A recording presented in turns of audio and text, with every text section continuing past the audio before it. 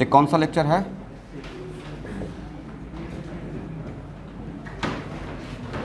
Start कर दीजिए।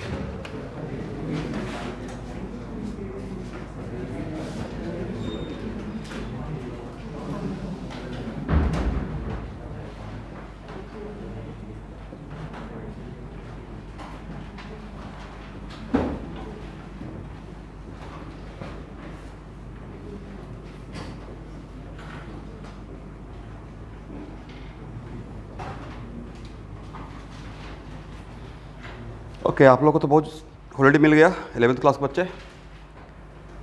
तो बायो का कल टेस्ट रखा जाए, टॉपिक तो बता दिया हूँ। और अभी तो स्कूल में भी तो एक छुट्टी है, हाँ है ना? कुछ बोल सकते हैं, हम धीरे से बोल रहे हैं। हाँ, 19 तक है ना? ओके, तो हम लोग देख रहे थे क्या? Disproportionation redox reaction, right? तो उसका सारा क्राइटेरिया कंडीशन तो सबको पता है। एग्जाम्पल क्या ले रहे थे? तो एक जनरल एग्जाम्पल लेता हूँ, शायद एक जनरल एग्जाम्पल यही चल रहा था कि हेलोजन ग्रुप को फर्स्ट एग्जाम्पल में ले रहा हूँ, राइट? हेलोजन ग्रुप में फ्लोरीन को छोड़कर फ्लोरीन डिस्प्रोपोर्शनेशन रेडॉक्स रिएक्शन देता है या नहीं देता है? रीजन? उसके पास 3 ऑक्सीडेशन नंबर है ही नहीं, राइट? उसका 2 ही होता है, 0 और -1, यही होता है ना। फ्लोरीन का कभी हम लोग पॉजिटिव नहीं दिखाते हैं, वजह मोस्ट इलेक्ट्रोनेगेटिव है। तो X2 + NaOH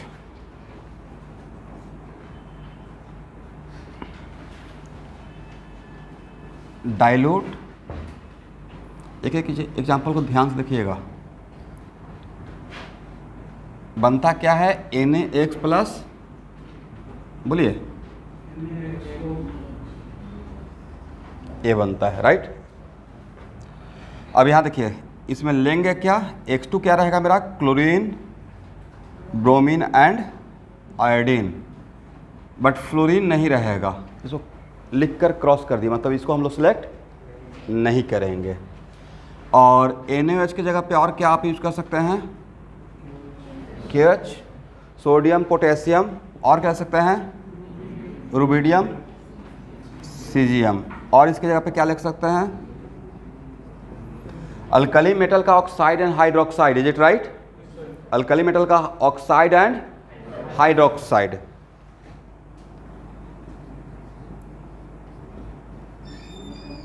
कमिंग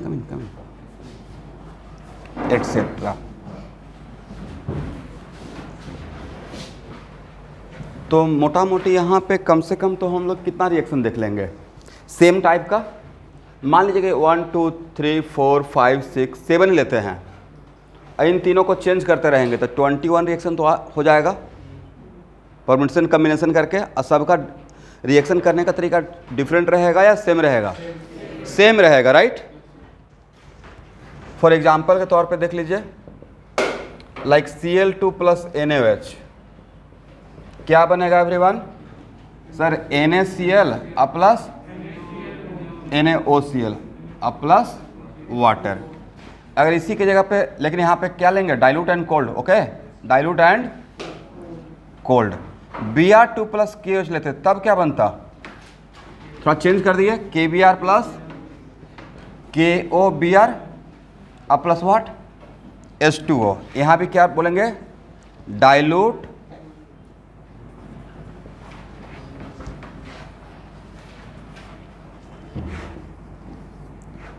अब नेक्स्ट इसको लिखिए फास्ट। यहाँ तक हो गया? हाँ,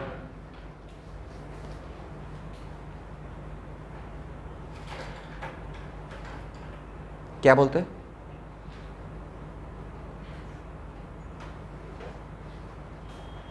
वन NaOH बैलेंस नहीं कर रहा हूँ, अनबैलेंस है। जितना आपको सफिशिएंट यहाँ पे बैलेंस कर,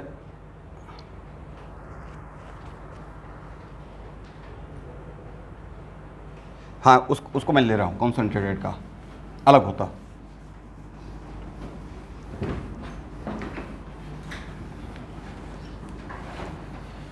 यहाँ देखिए X2 + NaOH concentrated and heat, concentrated and, तो A बन जाता है NaX plus NaXO3 plus H2O। इसका नाम क्या होगा?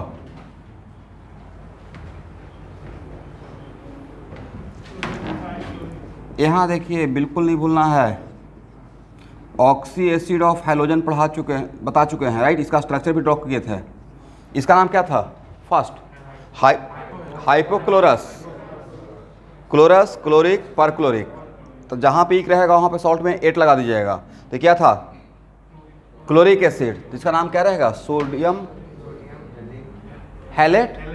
और अगर यहाँ पे यस, अब इसको चेंज करते रहिए।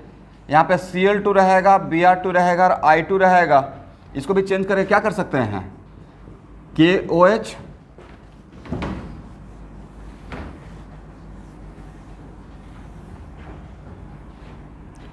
Plus RbOH, CSOH, even CaOH whole 2, SrOH whole 2, BaOH whole 2, या इतना से भी काम चल जाएगा। एग्जाम्पल के तौर पे देख लीजिए,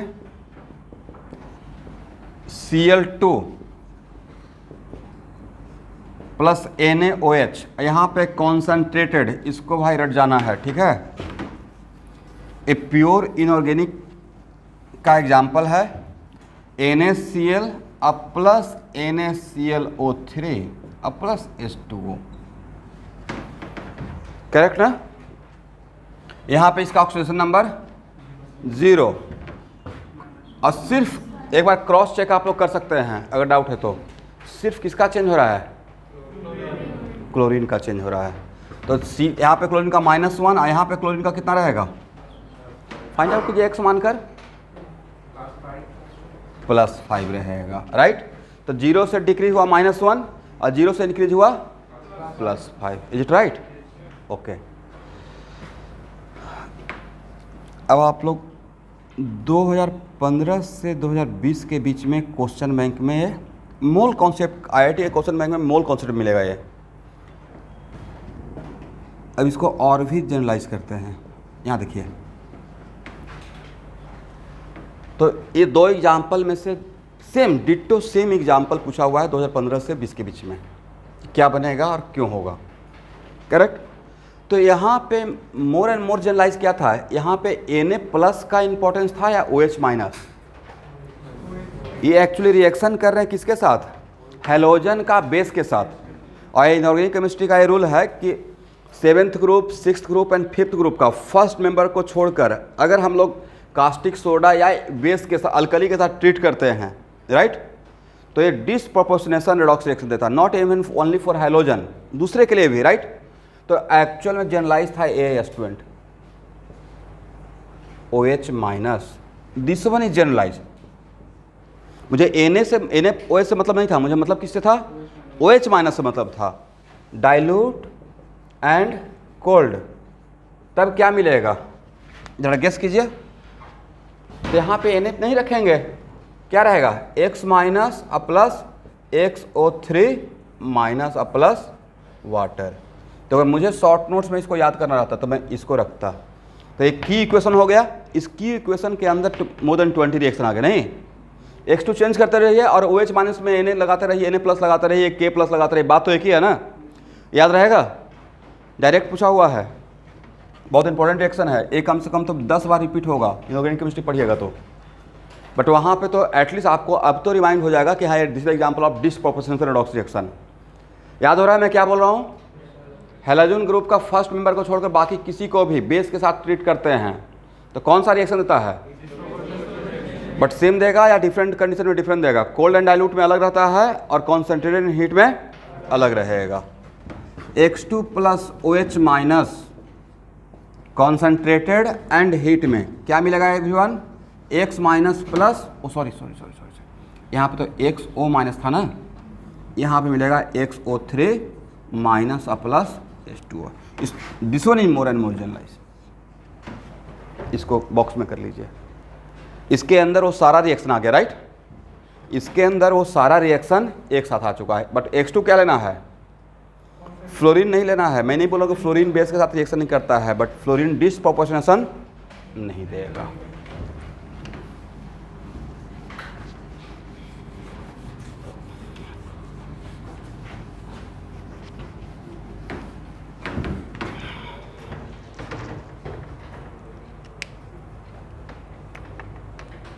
ओके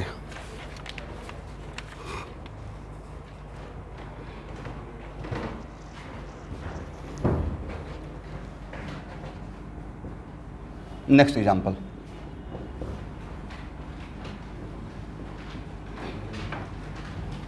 बोलिए सल्फर किस ग्रुप का? 6th का। और 5th, 6th, 7th का फर्स्ट मेंबर को छोड़कर बाकी सब बेस के साथ क्या देता है? Disproportionation redox. तो when sulphur treated with NaOH it gives Na2S sodium sulphide plus Na2H2O3 अब प्लस वाटर बैलेंस करने के लिए, ठीक है। अब यहाँ पे सल्फर का यहाँ पे ऑक्सीडेशन नंबर कितना है? 0। वहाँ पे निकालिए फर्स्ट। एक काम कीजिए, आप लोग सारे एलिमेंट का निकालिए। Find out the oxidation number of each element.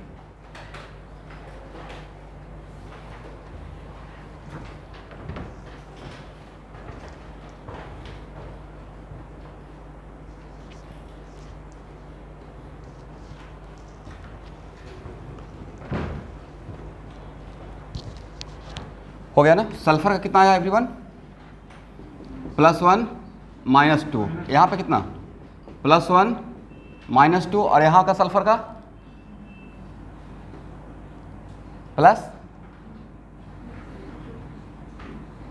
+2। Very good. +1 -2।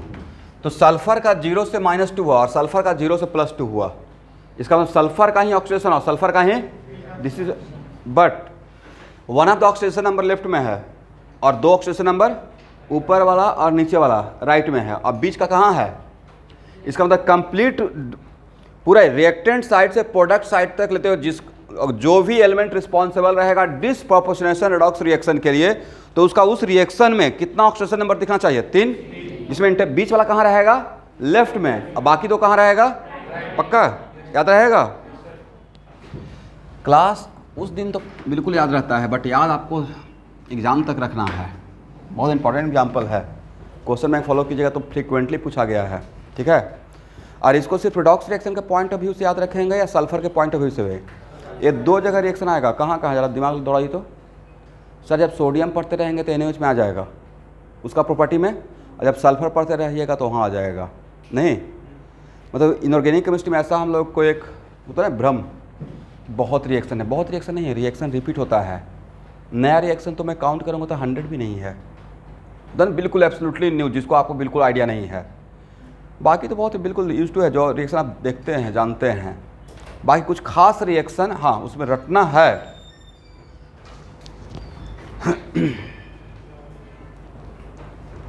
चलिए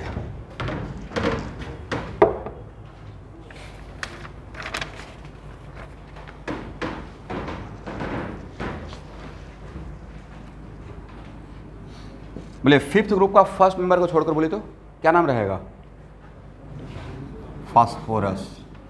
कितने टाइप का फास्फोरस? फास्फोरस तो सर फास्फोरस है। Very good. White phosphorus, wax देखें मोम, और एक होता है रेड फास्फोरस और उसके आगे ब्लैक फास्फोरस। 3 टाइप का फास्फोरस। तो एक्चुअली वाइट फास्फोरस टॉक्सिक है। एक टर्म यूज होता है, अभी सिर्फ सुन लीजिए, इनऑर्गेनिक केमिस्ट्री में देखेंगे, फास्फोरेसेंस। इसका मतलब है फास्फोरस, वाइट फास्फोरस को अगर डार्क में भी रख दीजिएगा तो ग्लो करते रहेगा, स्लो कंबसन। उस प्रोसेस को हम लोग क्या बोलते हैं? Phosphorescence. That process is called what? Phosphorescence, right. तो यहाँ पे मैं ले रहा हूँ कौन सा फास्फोरस? White phosphorus. अब प्लस NaOH,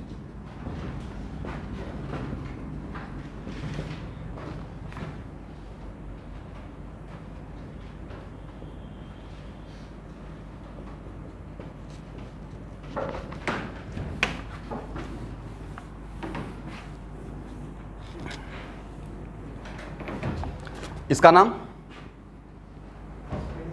फॉस्फिन, लिख लीजिए फॉस्फिन। और यहाँ पे है डाइल्यूट एंड कोल्ड। फास्फोरस का ऑक्सीजन नंबर 0, यहाँ पे कितना रहेगा everyone? What is oxygen number of phosphorus? -3। और यहाँ पे कितना रहेगा?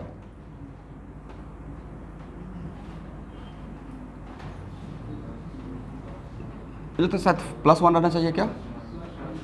+1। तो 0 से कितना हो गया? -3 और 0 से +1। फास्फोरस का ही इंक्रीज हुआ, फास्फोरस का ही डिक्रीज हुआ। This is also example of auto redox reaction, correct. तो ये फास्फोरस में मिलेगा ये रिएक्शन, बट ऑलरेडी हम लोग यहाँ पे इस पॉइंट ऑफ व्यू से देख लिए हैं। NaOH कॉन्सेंट्रेटेड एंड हीट तो मिलता है PS3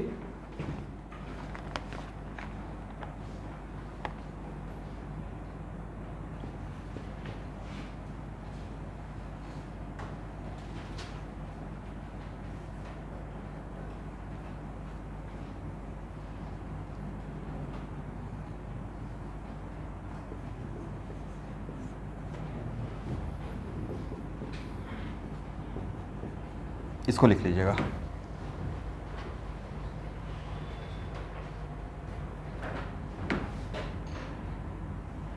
ओके एवरीवन, इस सॉल्ट को हम लोग क्या न्यूट्रल सॉल्ट बोलें या एसिडिक सॉल्ट बोलें? This is example of neutral salt या एसिडिक सॉल्ट? क्यों? क्योंकि एसिडिक हाइड्रोजन बचा हुआ है, राइट?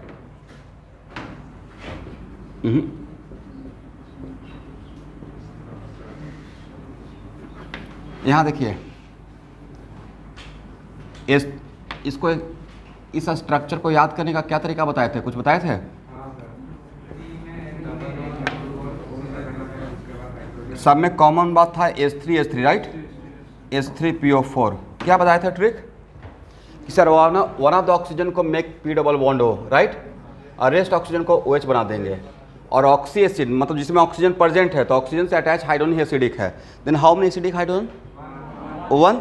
बाकी जो फास्फोरस से अटैच था वो एसिडिक नहीं है। तो यहाँ पे जो 2 बचा हुआ है ना वो फास्फोरस से अटैच हाइड्रोजन है। यहाँ पे ये हाइड्रोजन एसिडिक हाइड्रोजन नहीं है। That this the example of which salt? Neutral salt. Acidic salt उसे बोलेंगे ना जहाँ जिस सॉल्ट में एसिडिक हाइड्रोजन बचा रहेगा। बट यहाँ पे 2 हाइड्रोजन है वो एसिडिक है या न्यूट्रल हाइड्रोजन है? न्यूट्रल है। That's why this is looks like acidic salt, right? But this is example of neutral salt, correct ना? यही बात पूछा हुआ है जो मैं बोल रहा हूँ क्वेश्चन, ठीक है? Okay, this is also the example of neutral salt, is it right? Because इसके स्ट्रक्चर में क्या रहेगा? P double bond O, OH OH और H। तो यहाँ पे one of the hydrogen is not acidic. How many acidic hydrogen? 2 acidic hydrogen. तो 11th class के बच्चे जरा बताइए तो इसमें इसका N फैक्टर कितना होगा? If reaction is not mention then what is the N factor of acid? Maximum basicity of acid. इसका N फैक्टर मैक्सिमम कितना बोलिएगा? 2 बोलिएगा, राइट? ओके, तो ये भी एक एग्जाम्पल था डिसप्रोपोर्शनेशन का। तो किसका कौन कौन सा ग्रुप का देख लिए? तो सर फास्फोरस के बाद जो है तो वो हमारे सिलेबस का पार्ट नहीं, तो उसको नहीं देखेंगे। पहला हेलोजन के देख लिए फर्स्ट मेंबर को छोड़कर। उसके बाद मेरे सिलेबस में सल्फर है तो 6th मेंबर में ऑक्सीजन नहीं देता है, उसको छोड़कर सल्फर का देख लिए। 5th मेंबर में नाइट्रोजन है वो नहीं देता है, तो उसको छोड़कर बाकी कौन बचा? फास्फोरस का देख लिए। किसके साथ देख रहे हैं? अल्कली के साथ।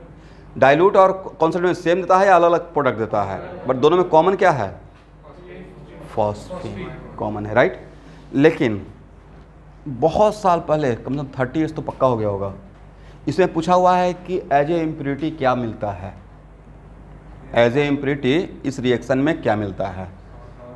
नहीं, एज ए इम्प्योरिटी इसमें मिलता है डाइफॉस्फिन। इसको लिख लीजिए, ये इंपॉर्टेंट है, जो पूछा हुआ है इंपॉर्टेंट है। इन दोनों रिएक्शन में एज ए इम्प्योरिटी क्या मिलता है? P2H4, इसको बोलते हैं डाइफॉस्फिन। ऐसे मेंशन कर लीजिएगा, in this 2 reaction as a impurity some amount of diphosphine also evolve. Diphosphine ये इंपॉर्टेंट है, ये पूछा जा सकता है, ठीक है? ओके,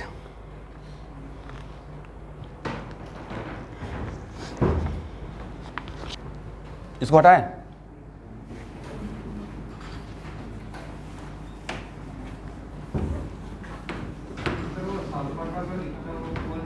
हाँ बोले तो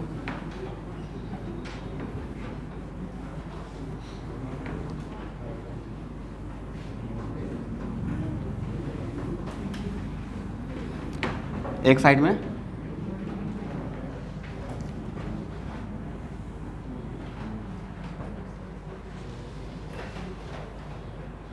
देखिए, राइट साइड में मैंने ये नहीं बोला कि उस एलिमेंट का मैक्सिमम मिनिमम, राइट साइड में मैंने मैक्सिमम मिनिमम बोला या कम, ज़्यादा और कम बोला।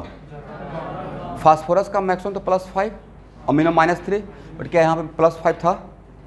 तो डिस्पोजिशन का मतलब है कि इज इट कंपल्सरी कि एलिमेंट का सिर्फ 3 ही रहेगा, ज़्यादा भी तो हो सकता है। फॉर एग्जाम्पल फास्फोरस का क्या क्या हो सकता है? फास्फोरस का -3 भी हो सकता है, राइट, 0 भी हो सकता है, +1 भी हो सकता है, +2 भी हो सकता है, +3 भी हो सकता है, +5 भी हो सकता है। तो यहाँ पे मेरा क्वेश्चन कहने का सेंस था कि डिस्प्रोपोर्शन में राइट हैंड साइड में ऐसा नहीं कि टर्मिनल ही हो, लेफ्ट साइड के रेस्पेक्ट में कम हो और ज़्यादा हो। ये मैं बार बार बोलना चाह रहा हूँ, ठीक है ना स्टूडेंट? ओके, देखिए मैंने क्या बोला था? मैंने बोला था कि फ्लोरीन डिस्प्रोपोर्शनल नहीं देता है, बट ये नहीं बोला था कि रिएक्शन नहीं करता है। तो फ्लोरीन इस ये भी इंपॉर्टेंट है क्योंकि अपने ग्रुप से थोड़ा अलग रिएक्शन करता है। तो F2 + NaOH, इसको भी रट जाइएगा, ये मिलता है NaF + OF2।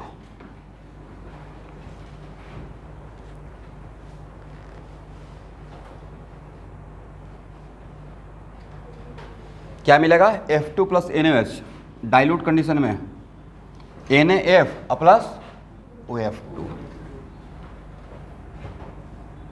तो 0 से -1, राइट? -1 इसका नहीं होगा भाई, फ्लोरीन का कभी नेगेटिव नहीं होता है।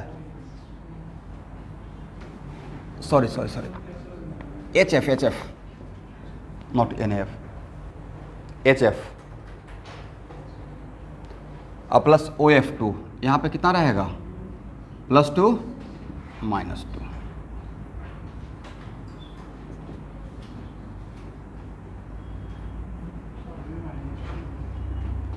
-2 +2 और F2 + NaOH कॉन्सनट्रेटेड, ये मिलता है HF + O2। HF + O2 -1 +1 0। इसका मतलब इस रिडॉक्स रिएक्शन में सिर्फ फ्लोरीन का चेंज हो रहा है या साथ में ऑक्सीजन का भी चेंज हो रहा है? बैलेंस नहीं कर रहा हूँ, ठीक है। मेन मुझे मतलब था कि F2 क्या बनता है। तो F2 को जब हम लोग अल्कली डाइल्यूटेड अल्कली के साथ ट्रीट करते हैं तो HF + OF2 बनता है, और जब कॉन्सनट्रेटेड का साथ करेंगे तो HF + ऑक्सीजन गैस रिलीज होगा।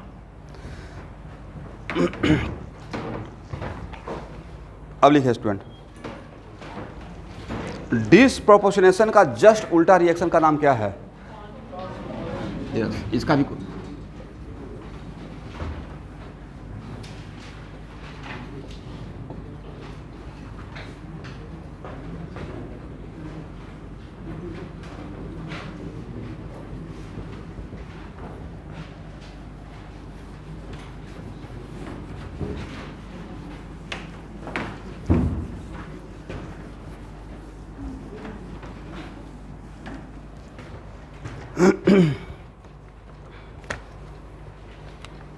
चलिए इसका लिख लीजिए एक line. It is just reverse of disproportionation redox reaction. It is just reverse of disproportionation redox reaction.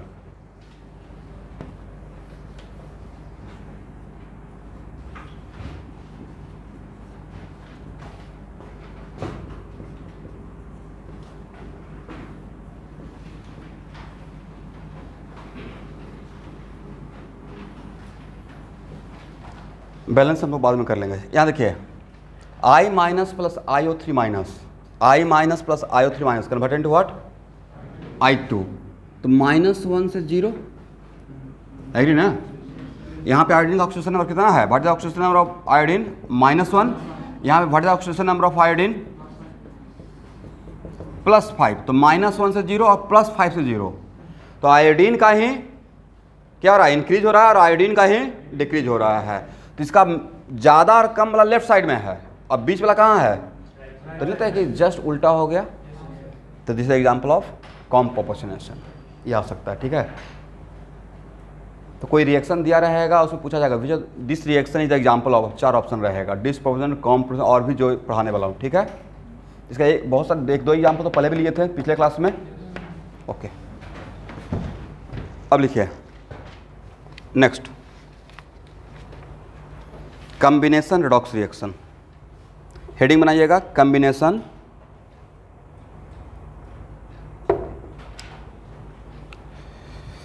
Redox reaction.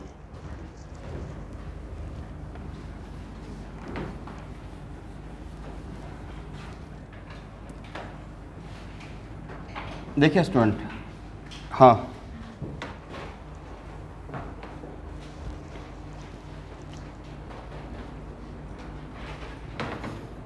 नहीं, देखिए कॉम प्रोपोर्शनेशन में मैंने क्या बोला, जस्ट उल्टा बोला ना। तो जस्ट उल्टा का मतलब क्या हुआ, डिस्प्रोपोर्शनेशन में राइट लेफ्ट हैंड साइड में क्या रहता था, सेम कंपाउंड का सेम एलिमेंट, पर राइट हैंड साइड में जो प्रोडक्ट में रहता था वो सेम कंपाउंड रहता था या डिफरेंट कंपाउंड। Cl2 अब प्लस NaOH, यहाँ पे मेरा कंपाउंड है क्या, मॉलिक्यूल Cl2, बट यहाँ जो मिलता था वो क्या मिलता था, सेम कंपाउंड रहता था या अलग अलग कंपाउंड रहता था, ये और ये अलग अलग कंपाउंड है। तो इसी का जस्ट उल्टा क्या हो गया कि लेफ्ट हैंड साइड में कॉम प्रोपोर्शन में 2 अलग अलग कंपाउंड रहेगा, right, but right hand side में क्या मिलेगा, सेम कंपाउंड मिल रहेगा, ये राइट, तभी तो रिवर्स हुआ। इसलिए कॉम प्रोपोर्शन में जो लेफ्ट हैंड साइड में रहेगा तो इट इज नॉट कंपल्सरी कि सेम कंपाउंड का सेम एलिमेंट रहेगा, 2 डिफरेंट कंपाउंड का सेम एलिमेंट रहेगा, 2 डिफरेंट कंपाउंड का क्या रहेगा, सेम एलिमेंट रहेगा। क्लियर है ना।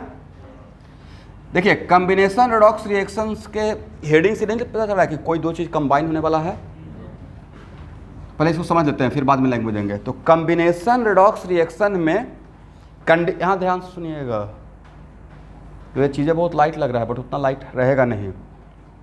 कॉम्बिनेशन रेडॉक्स रिएक्शन में ईदर ए और बी और बोथ, इन दोनों में से कोई एक एलिमेंटल फॉर्म में होना पड़ेगा। क्या होना पड़ेगा, यस, तब हम लोग उसको, और ऑब्वियसली एक कॉम्बिनेशन बोल रहे हैं तो इसमें एक से ज़्यादा का चेंज होगा, राइट। अगर एक से ज़्यादा का चेंज नहीं होगा, अगर सेम एलिमेंट का चेंज होगा तो वो तो या तो डिस्प्रोपोर्शनेशन हो जाएगा, नहीं तो कॉम प्रोपोर्शनेशन। तो यहाँ पे कंडीशन क्या रहेगा कि ईदर ए और B should be present in which form, elemental form, और बोथ, दोनों में से कोई एक, नहीं तो दोनों एलिमेंटल फॉर्म में रहेगा, तब हम लोग उसको क्या बोलेंगे, कॉम्बिनेशन रेडॉक्स। एक लाइन लिख लीजिए, in combination redox reaction, in combination redox reaction either A और B or both should be present in elemental form, should be present in elemental form.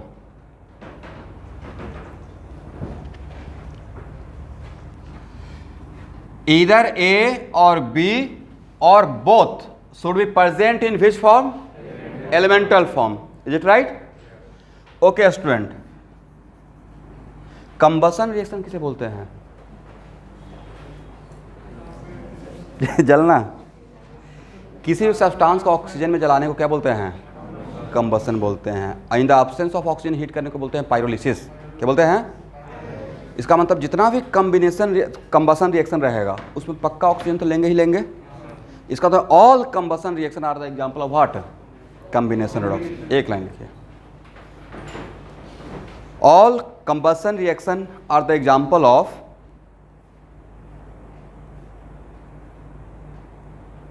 all combustion reaction are the example of combination redox reaction.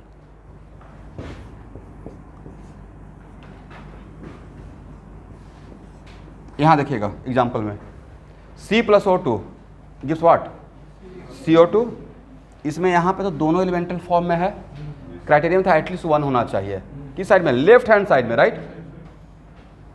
यहाँ पे 0, यहाँ पे 0, यहाँ पे oxygen का कितना हो गया -2 और कार्बन का कितना हो गया +4। तो दिस कुछ तो बोलना पड़ता है, कि which type of redox reaction, तो this is example of what, combination redox reaction. तो सिर्फ यही रहेगा या सर कंबसन रिएक्शन तो बहुत सारा हो सकता है, right. For example CH4 + O2, और किसी भी हाइड्रोकार्बन को सफिशिएंट अमाउंट ऑफ ऑक्सीजन में अगर हम लोग जलाएंगे तो क्या मिलेगा, plus water. This is also example of water. इस तरफ देखिएगा, इस तरफ क्या है, वन ऑफ द कंपोनेंट किस फॉर्म में है, एलिमेंटल फॉर्म में है। This is also example of combination. लिख जाइएगा।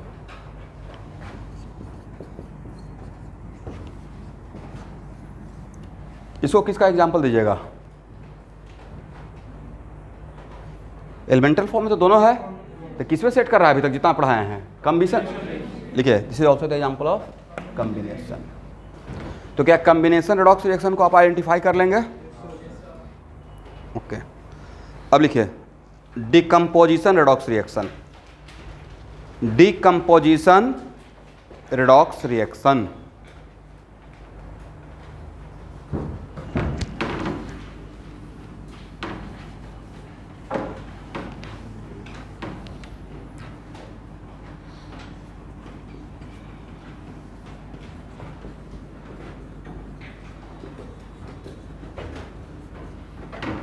रेडॉक्स रिएक्शन, देखिए it is just reverse of combination redox reaction, it is just reverse of combination redox reaction.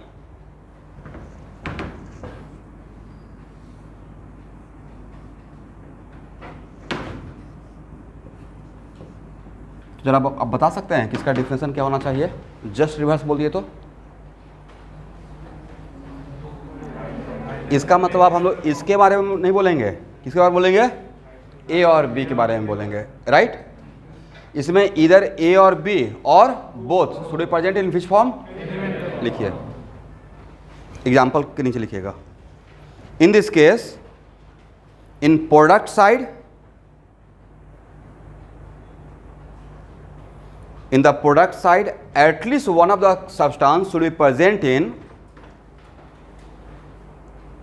at least one of the substance should be present in elemental form।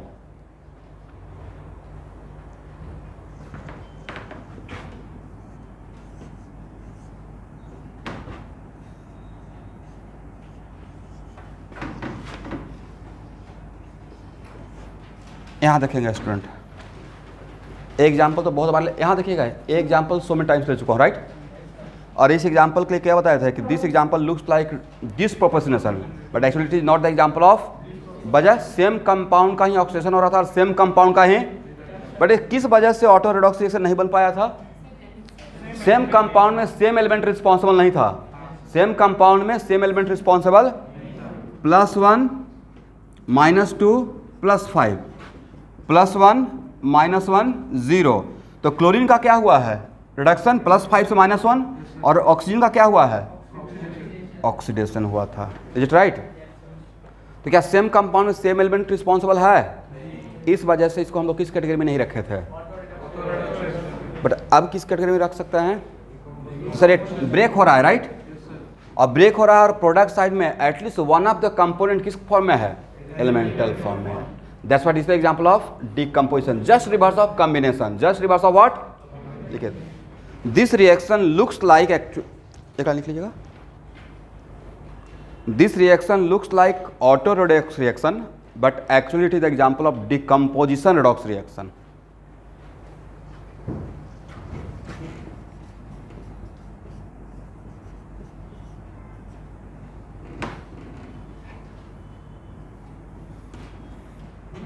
बोलिए इसको heat करते हैं क्या मिलता है, नहीं एक एग्जाम्पल नहीं बनेगा इसका।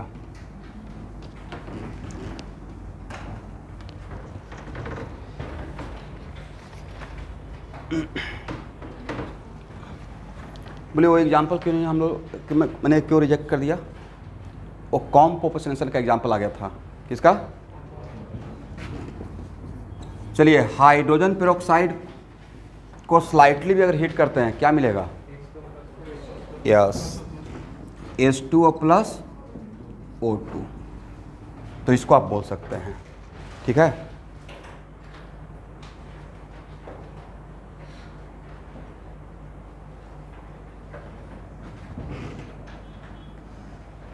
लेकिन नहीं लगता कि सर ये तो दोनों कैटेगरी पे सेट हो गया है। -2 से कितना 0 एंड -2 से ओहो -1 से -2 और -1 से, इसका मतलब this is also the example of what, disproportionation, right, and also example of decomposition, correct ना।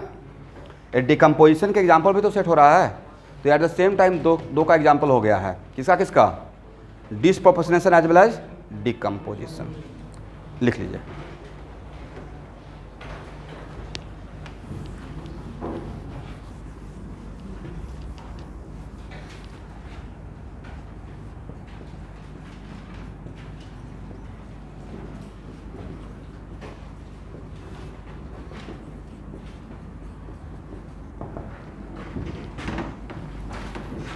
ये है H2O2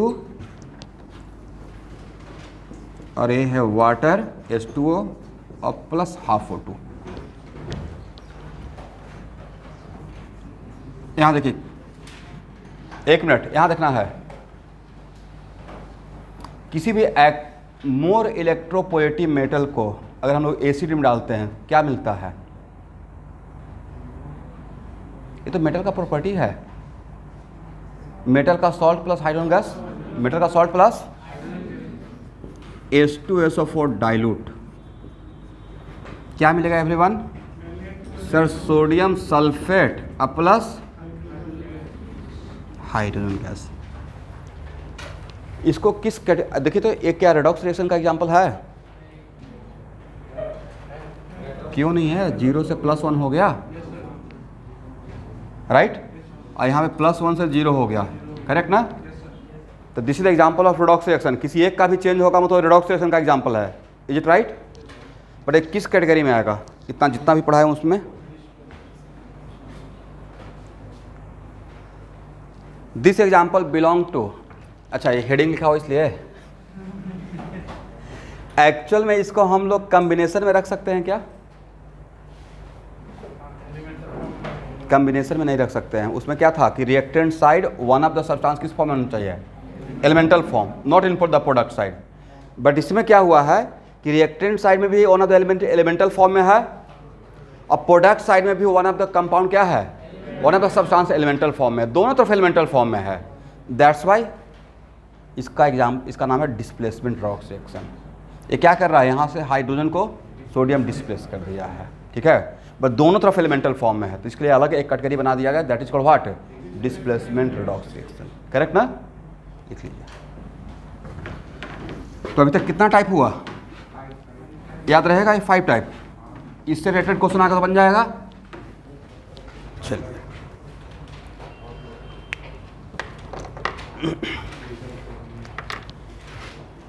चलिए, कॉपर सल्फेट का एक्वस सॉल्यूशन का कलर कैसा होता है,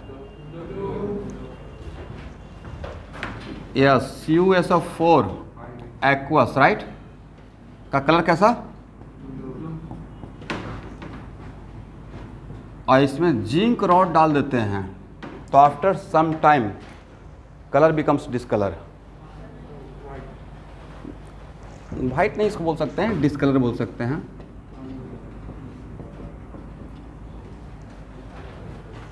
रेडॉक्स रिएक्शन देखिए, ये बहुत फेमस एग्जांपल है, जितना बोलूँगा कम पड़ जाएगा, राइट।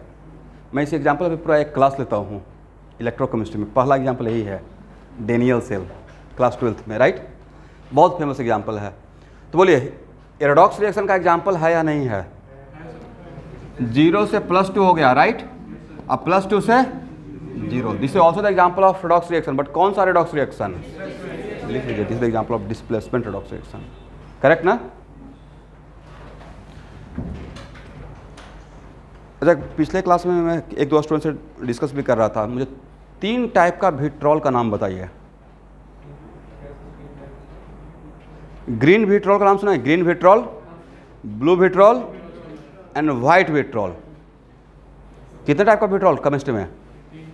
3 टाइप का। ग्रीन विट्रॉल किसको बोलते हैं? FeSO4.7H2O। .7H2 लगाना पड़ेगा तभी इसको हम बोलेंगे green vitriol. Blue vitriol yes, CuSO4.5H2O। ये कौन सा विट्रॉल है? ब्लू विट्रॉल है। क्यों है, कैसे है, इससे हम लोग क्या मतलब है? एग्जाम में आएगा, +4 मार्क्स मिल गया। अभी ज़्यादा ये इंपॉर्टेंस है। FeSO4.7H2O ये कौन सा? जिंक सल्फेट और .7H2O ये कौन सा? अच्छा, ये सब कलरफुल है, कलरलेस है, क्या रीजन है?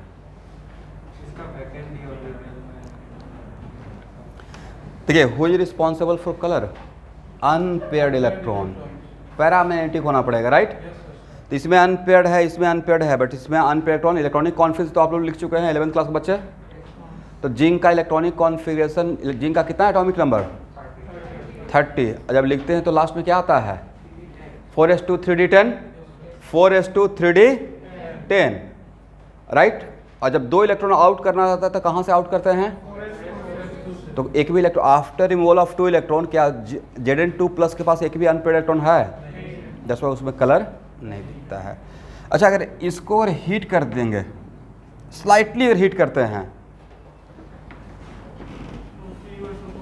एक मिनट, तो यहाँ से जब यहाँ जाते हैं तो इसका ब्लू कलर का जो डेप्थ है, इंटेंसिटी, वो कम हो जाता है। और बिल्कुल अगर अनहाइड्रस हार्ड हीटिंग करते हैं, इसमें not a single molecule of water associate रहता है, एक कलरलेस होता है, वाइट, राइट? इसका मतलब है कि कॉपर सल्फेट में कलर के लिए रिस्पॉन्सिबल कौन था? Cu2+। लेकिन एक कलर तभी शो करेगा जब किसके साथ रहेगा? वाटर मॉलिक्यूल के साथ।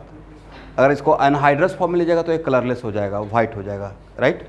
जस्ट एक इन्फॉर्मेशन दिया इनऑर्गेनिक केमिस्ट्री का। ओके एवरीवन, एक नया हेडिंग बना लीजिए, analysis of redox reaction. Analysis of redox reaction.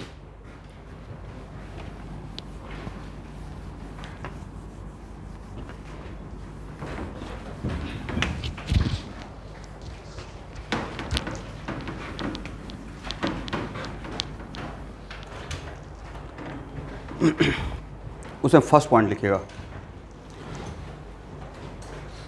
First of all find out oxidation number of each element. Heading है एनालिसिस ऑफ रेडॉक्स रिएक्शन। तो पहला point, first of all find out oxidation number of each element.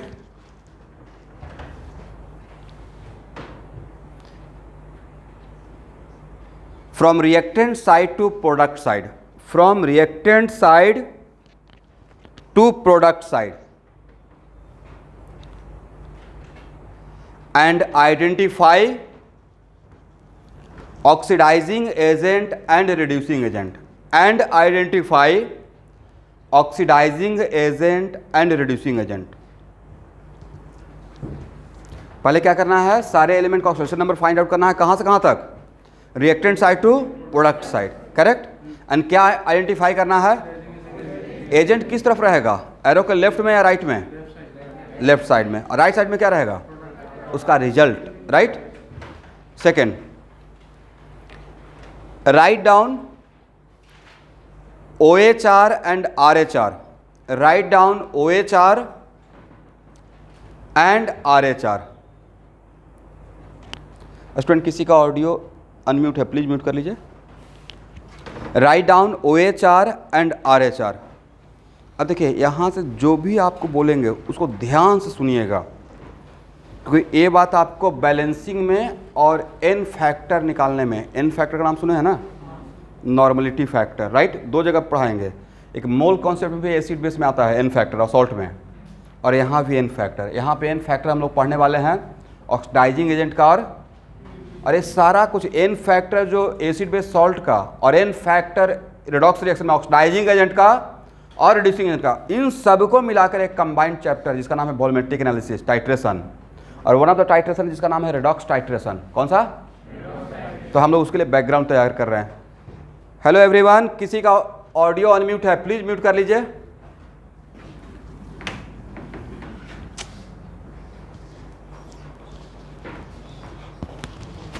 क्या कर सकते हैं बताइए।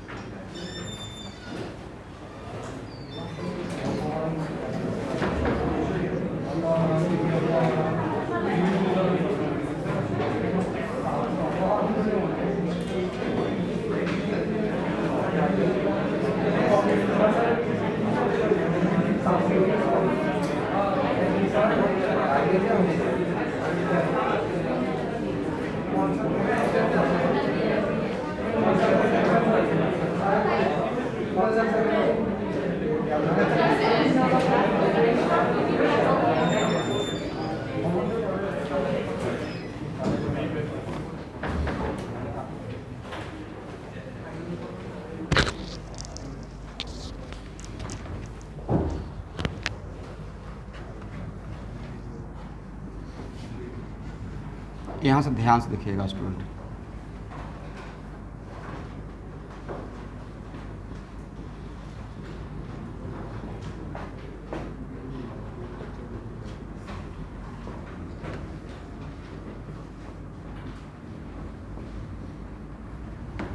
चलिए सबका ऑक्सीडेशन नंबर फाइंड आउट कीजिए।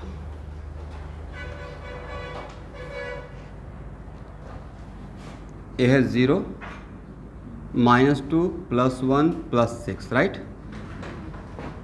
+2 -2 +6 0। कौन कौन सा एलिमेंट रिस्पॉन्सिबल है इस रेडॉक्स रिएक्शन के लिए? Which elements are responsible for this redox reaction? Zinc and hydrogen. Zinc and,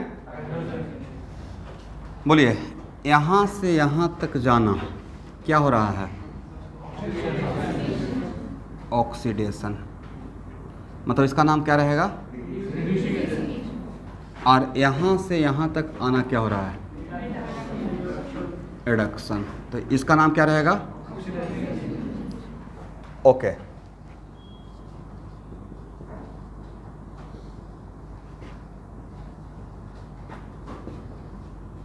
zinc converted into what? अभी बैलेंसिंग नहीं कर रहे हैं, this is not the topic. यहाँ बैलेंसिंग ऑफ रेडॉक्स रिएक्शन, बस हम लोग 2 हाफ रिएक्शन को एनालाइज कर रहे हैं, राइट। यहाँ से यहाँ तक आ रहे हैं तो ये OH है। इसका मतलब रिड्यूसिंग एजेंट कौन सा हाफ रिएक्शन में रहेगा? ऑक्सीडेशन हाफ रिएक्शन में। Oxidation half. तो यहाँ से यहाँ तक में कितना इलेक्ट्रॉन का लॉस हुआ?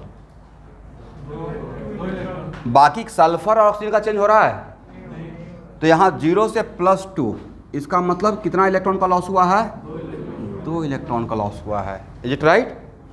बट जब भी इस तरीके से आप रेडॉक्स रिएक्शन का एनालाइज करेंगे तो आई विल सजेस्ट यू कि जिसका चेंज हो रहा है उसको देखकर इस तरफ उतना ही एटम रखना है। किसको देखकर किस तरफ? रिएक्टेंट साइड में जिसका चेंज हो रहा है उसका उस कंपाउंड में कितना एटम है उतना ही एटम। तो यहाँ पे चांस की बात है कि जिंक यहाँ पे का कोफिशिएंट कितना है? 1। तो यहाँ पे कितना हो गया है? 1। बट समटाइम्स कुछ दूसरा भी हो सकता है कि एक कंपाउंड में 2 एटम इस तरफ रह सकता है जिसका चेंज हो रहा है। तो किसको देखकर? बाकी को बैलेंस करना नहीं है। बाकी सर ऑक्सीजन बैलेंस है, नहीं बैलेंस है, सल्फर बैलेंस, वो मेरा लुकआउट नहीं है। अभी मेरा लुकआउट क्या है कि जिसका चेंज हो रहा है उसको लेफ्ट साइड में देखकर किधर बैलेंस कर लेना है। अब बाकी जिसका चेंज नहीं हो रहा उसके लिए आपको केयर अभी नहीं करना है, राइट। कहाँ तक केयर नहीं करना है? हाफ रिएक्शन तक, OH या RH तक। उसको सब कब केयर करेंगे? जब बैलेंसिंग ऑफ रेडॉक्स रिएक्शन पढ़ेंगे, राइट। तो यहाँ पे जिंक 1 है तो यहाँ पे जिंक कितना है? 1, करेक्ट ना। कहाँ देखकर कहाँ करना है? लेफ्ट हैंड साइड में जिसका चेंज रहा उसको देखकर प्रोडक्ट साइड में उतना ही एटम को मेंटेन करना है, बस उसको बैलेंस करना है।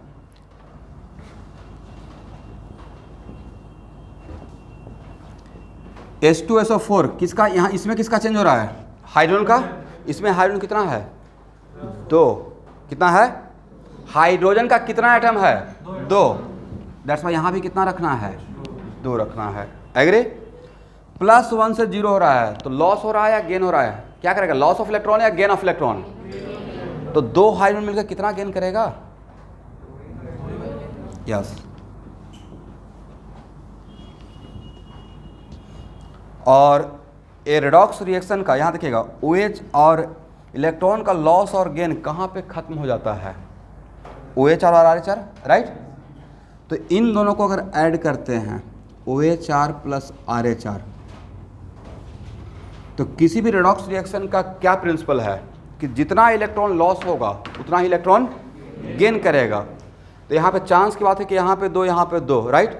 बट समटाइम्स ऐसा भी तो हो सकता था कि यहाँ पे 2, यहाँ पे 3, देन क्या करते हैं? तो वहाँ पे कॉमन सेंस अप्लाई करते, राइट? इस तरीके से ऐड करते कि दैट्स वाई इलेक्ट्रॉन OHR और RH को ऐड करते हुए इलेक्ट्रॉन क्या हो जाए? कैंसिल आउट हो जाए, राइट? बट यहाँ पे मल्टीप्लाई करने का रिक्वायरमेंट है या सिंपली ऐड करने से काम चल जाएगा? ऐड करेंगे तो इलेक्ट्रॉन और इलेक्ट्रॉन आपस में cancel.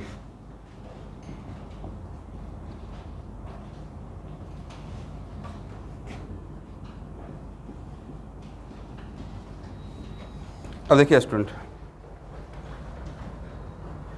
It is very important to note that यहाँ तक आते हुए बाकी सारा एलिमेंट आपका बैलेंस नज़र नहीं आएगा, but those elements which are responsible for this redox reaction, अगर इस तरीके से जैसे मैंने आपको बोला कि लेफ्ट हैंड साइड में देखकर राइट हैंड साइड में उस एलिमेंट को बैलेंस करना है। कौन सा एलिमेंट को? जो जिसका चेंज हो रहा है उसको अगर मेंटेन करते हुए अगर यहाँ तक आते हैं, राइट? और इलेक्ट्रॉन अगर कैंसिल आउट कर लेते हैं बाय अप्लाइंग और कॉमन सेंस, राइट? तो यहाँ तक आते हुए वो सारा एलिमेंट बैलेंस नज़र आएगा जो रिस्पॉन्सिबल था। एग्री? बट इस तरीके से एनालाइज करेंगे तो, और यहाँ पे देखकर यहाँ बैलेंस करेंगे तो आपको हेल्प, और एक और जगह बहुत इंपॉर्टेंट जगह हेल्प करेगा एन फैक्टर निकालने में। सर ऐसा क्यों? और एक और चीज़, यहाँ पे अगर मॉलिक्यूल रहेगा तो उसका कोशिश करना है कोफिशिएंट 1 रखना है। क्या रखना है? 1। वजह N factor define for 1 molecule. कितना मॉलिक्यूल? 1 मॉलिक्यूल। करेक्ट? एनालाइज कर पाएंगे? ओके।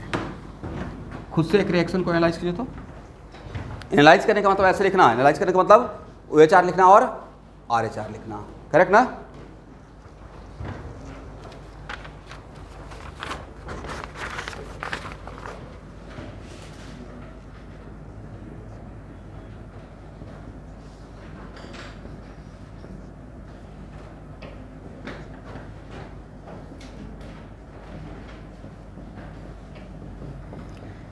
देखिए ये अनबैलेंस रेडॉक्स रिएक्शन है, इसको एनालाइज करें फर्स्ट।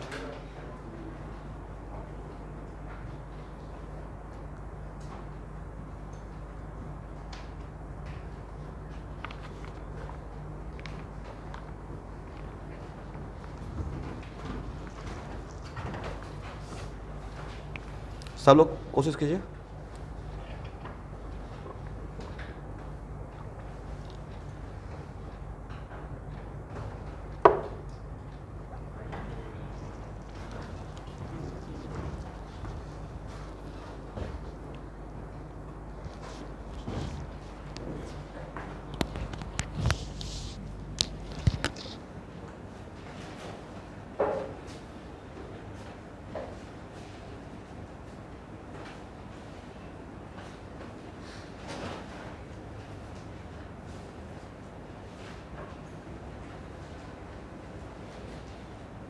कौन कौन सा एलिमेंट का चेंज हो रहा है?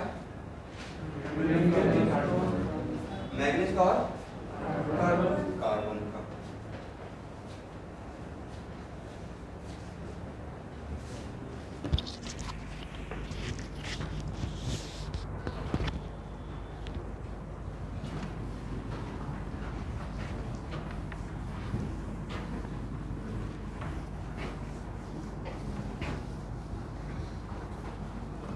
आपने सबका ऑक्सीजन नंबर फाइंड आउट कर लिया। मैग्नीज का कितना है यहाँ पे? +7। ऑक्सीजन का कितना है? -2। कार्बन का कितना है? +3। ऑक्सीजन का कितना है? -2। यहाँ पे मैग्नीज का कितना है? कार्बन का कितना है? +4। ऑक्सीजन कितना है? Which elements are responsible for this redox? 2 element, manganese और भाई यहाँ से यहाँ तक जाना इज एग्जाम्पल ऑफ व्हाट। इस यहाँ देखिएगा, इस फैमिली में कितना मेंबर,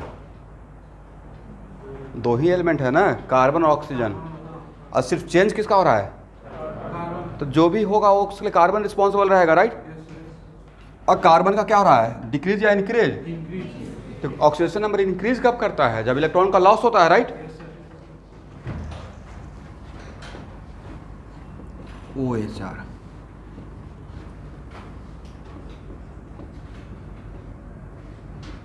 बोलिए इसका कितना मॉलिक्यूल रखना है, 1, मतलब ये एनालाइज करने का तरीका।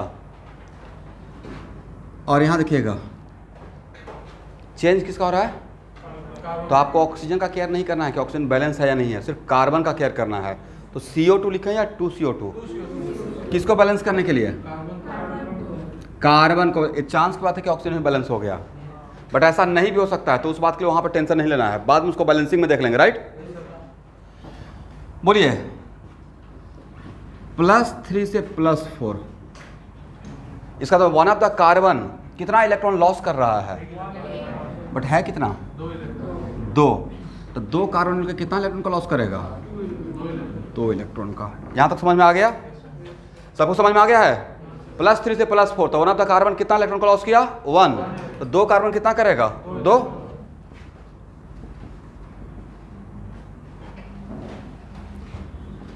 MnO4 माइनस,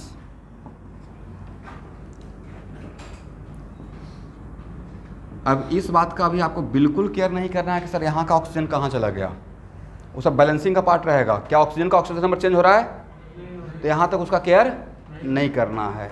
और यहाँ पे मैग्नीज कितना था, 1, तो यहाँ पे मैग्नीज मैंने कितना रखा, +7 से +2, मतलब ऑक्सीडेशन नंबर इंक्रीज हुआ या डिक्रीज हुआ, तो decrease in oxidation number is called what, reduction. और gain of electron is called what, तो जितना अमाउंट, दोनों रिडक्शन है भाई, decrease in oxidation number is reduction and gain of electron is called what, reduction. तो जितना डिक्रीज करेगा उतना ही इलेक्ट्रॉन का गेन करेगा। तो कितना सा डिक्रीज कर गया है, इसका एक मॉलिक्यूल का कितना डिक्रीज किया, 5, तो यहाँ पे कितना इलेक्ट्रॉन लिखे हैं। अब यहाँ के बाद कौन सा सेंस, किस बात के लिए, OH और RH को इस तरीके से ऐड करेंगे, that's why electron should be cancel out, right.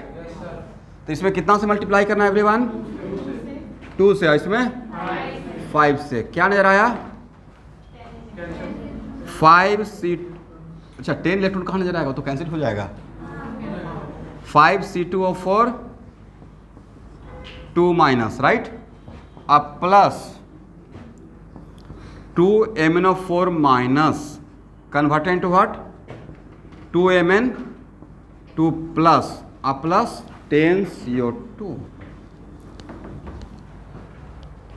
देखिए इस तरीके से अगर आप एनालाइज करते हैं तो यहाँ तक आते हुए सारा एलिमेंट तो बैलेंस होगा भी या नहीं भी हो सकता है, बट वो सारा एलिमेंट बैलेंस रहेगा जो रिस्पॉन्सिबल था। Which elements are responsible for this redox, manganese और कार्बन, मैग्नीज और कार्बन। तो मैग्नीज और कार्बन देखिए तो बैलेंस है, यहाँ पे कितना कार्बन है, 10, वहाँ पे कितना है, यहाँ पे कितना मैग्नीज था, वहाँ पे कितना है, समझ में आ गया, ओके। अब देखिए इस एग्जाम्पल को लेने का एक खास वजह था कि कभी जेईई मेन में एक क्वेश्चन पूछा हुआ था कि MnO4 का 1 मोल C2O4 2 माइनस इसका 1 मोल CO2 का कितना मोल प्रोड्यूस करेगा। तो यहाँ से यहाँ तक मैग्नीज और कार्बन तो बैलेंस है, तो क्या यूनिटी मेथड बोल सकते हैं, 2 से 10, 2 से, तो 1 से कितना, 5, यही ऑब्जेक्टिव था। बट ये बात बोलने के लिए एटलीस्ट आपको यहाँ तक तो आना पड़ेगा, क्या यहाँ से बात बोल सकते थे, नहीं बोल सकते थे, करेक्ट ना, लिख लीजिए। समझ का ऑब्जेक्टिव क्या था, MnO4 माइनस का पर मैग्नेट का 1 mole produce how many moles of CO2 when it treated with oxalate ion. ये कौन सा acid, oxalic acid, right, nomenclature में पढ़े हैं।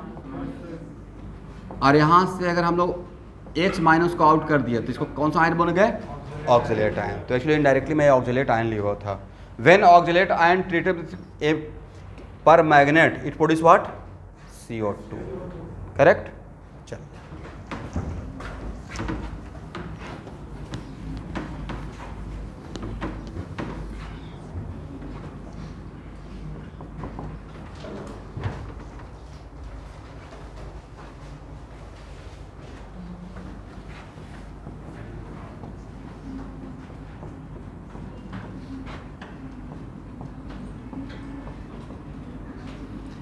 यहां देखिएगा, लेफ्ट हैंड साइड में पोटेशियम है तो है ना, राइट हैंड साइड में पोटेशियम है या नहीं है, मतलब ये अनबैलेंस है। बट इस टाइप का रिएक्शन को एनालाइज करने के लिए अगर बोला जाएगा और कोई भी एलिमेंट अगर लेफ्ट हैंड साइड में है और वो एलिमेंट अगर राइट हैंड साइड में नहीं दिखाया हुआ है, इसका मतलब डिफॉल्ट में मानिएगा that element is not responsible, मतलब उसका ऑक्सीडेशन नंबर चेंज नहीं हो रहा है। अदरवाइज आपको तो कंफ्यूजन हो जाएगा ना। दैट्स वाई आज के बाद कोई भी एलिमेंट अगर लेफ्ट हैंड साइड में है और सेम एलिमेंट अगर राइट हैंड साइड में नहीं दिखाया हुआ है, इसका मतलब वो आएगा जब बैलेंसिंग करेंगे तो ऑटोमेटिक आ जाएगा। बट अभी के लिए फॉर मोमेंट पोटेशियम रिस्पॉन्सिबल नहीं है। अदरवाइज अगर एक बात अगर आपको कन्वेंशन में नहीं बोलते तो आप लगता है कि शायद पोटेशियम का भी कुछ हो सकता था, राइट। तो आज के बाद किसी भी इस टाइप का रिएक्शन को एनालाइज करने के लिए दिया जाएगा सिर्फ यहाँ तक आने के लिए। और कोई एलिमेंट लेफ्ट हैंड साइड में रहेगा, दूसरा एलिमेंट राइट हैंड साइड में अगर नहीं रहेगा, मतलब क्या मानना है, तो रिस्पॉन्सिबल। या कोई एलिमेंट यहाँ पे नहीं है और कोई एलिमेंट, लेट अस सपोज कि कोई एलिमेंट रिएक्टेंट साइड में नहीं है बट प्रोडक्ट साइड में वो आ गया, तब भी मानना है कि वो रिस्पॉन्सिबल नहीं है कन्वेंशन में, ठीक है। इसको एनालाइज कीजिए फास्ट। एनालाइज करने का मतलब सिर्फ आपको हाफ रिएक्शन जोड़ना है, यहाँ तक आना है।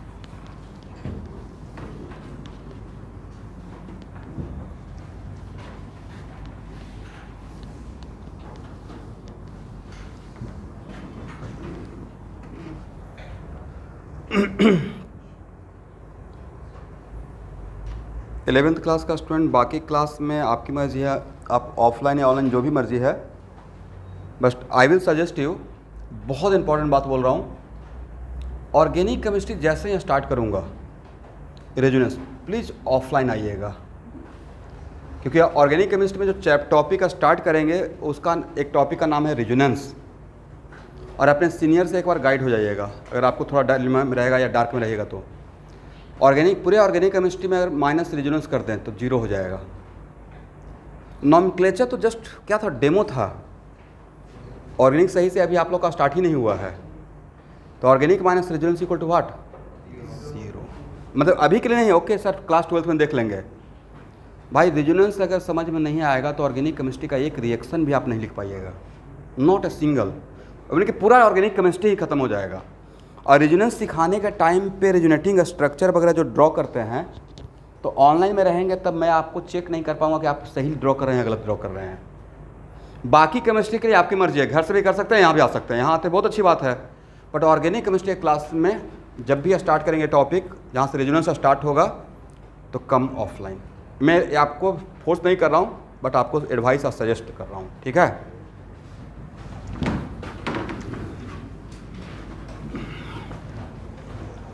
क्योंकि जिस लेवल का ऑर्गेनिक केमिस्ट्री डील करता हूँ बहुत ही हाई लेवल है, लेकिन starting from very beginning zero level से, और वहाँ तक कर लीजिएगा तो आपका क्वेश्चन नहीं छूटेगा। बोलिए इसमें किसका किसका चेंज हो रहा है फास्ट, -1 ना, +1 -1, 0 +1 -2। भाई यहाँ से यहाँ तक आना क्या हो गया, बोलिए ऑक्सीडेशन, राइट। तो इसका नाम क्या रहेगा, और यहाँ से यहाँ तक आना क्या हुआ, रिडक्शन, तो इसका नाम क्या रहेगा? ओके, पहले OH लिखते हैं, Ki converted into what? I2। I2 लिखें या हाफ I2 लिखें? यहाँ पे आयोडीन को देखकर किस तरह बोले थे, जिसका भी एनालाइज कर रहे हैं, राइट? आप एक कौन सा एजेंट लिए हैं? रिड्यूसिंग एजेंट ना। Identify oxidising agent and reducing agent. Reducing agent कौन सा स्टेप में रहेगा? OH। तो उसका कोशिश कीजिएगा कि 1 मॉलिक्यूल लें। कितना ले? कोफिशिएंट 1। और उसमें जिसका चेंज हो रहा है उस एटम को यहाँ देखकर यहाँ बैलेंस कर लीजिए। तो यहाँ पे कितना है? ऐसे बोलिए सर बात तो देखिए ना, 2 क्या कर दीजिए, बट कुछ बात है जिसकी वजह से मैं बोल रहा हूँ हाफ I2। अब बोलिए -1 से 0, तो -1 से 0 कब होगा? जब इलेक्ट्रॉन गेन करेगा या लॉस करेगा? गेन करेगा। Increase in oxidation number is called what? Increase in oxidation number या लॉस ऑफ इलेक्ट्रॉन, अलग बात है, सेम बात। तो -1 से 0 मतलब 1 इलेक्ट्रॉन को लॉस किया। RH H2O2 किसका चेंज हो रहा है एवरीवन? ऑक्सीजन का, राइट? H2O लिखे या 2H2O? किसको बैलेंस करने के लिए किए? तो सर हाइड्रोजन तो बैलेंस हुआ नहीं, तो जिसका चेंज नहीं हो रहा उसके लिए अभी आपको केयर नहीं करना, उसको बाद में केयर करेंगे बैलेंसिंग में, राइट? अभी सिर्फ किसका केयर करना है? जो रिस्पॉन्सिबल है। तो रिस्पॉन्सिबल यहाँ पे कौन था? ऑक्सीजन था। Is it right? चलिए, एक ऑक्सीजन का -1 से -2 हो गया। कितना ऑक्सीजन का? 1 का ना। बट यहाँ पे कितना ऑक्सीजन है? 2। तो 2 ऑक्सीजन का मिलकर कितना हो जाएगा? यहाँ पे -1 से -2, तो 1 ऑफ द ऑक्सीजन कितना इलेक्ट्रॉन गेन कर रहा है? 1। तो 2 ऑक्सीजन मिलकर कितना गेन करेगा? 2 इलेक्ट्रॉन। किसमें कितना से मल्टीप्लाई करिएगा? इसमें 2 से मल्टीप्लाई करेंगे नहीं, इसमें 1 से, और ऐड कर दीजिए 2Ki plus H2O2 convert into what? I2 plus 2H2O। यहाँ तक आते हुए कौन कौन सा बैलेंस हो जाना चाहिए एवरीवन?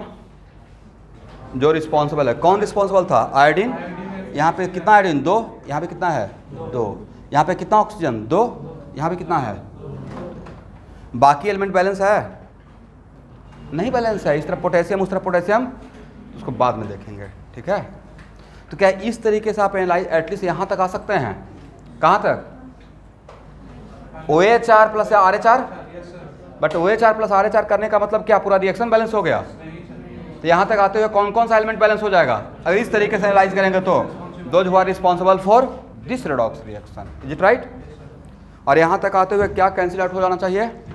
इलेक्ट्रॉन। चलिए अब हेडिंग बनाइए, calculation of equivalent weight. Calculation of equivalent weight of oxidising agent and reducing agent. Calculation of equivalent weight of oxidising agent and reducing agent.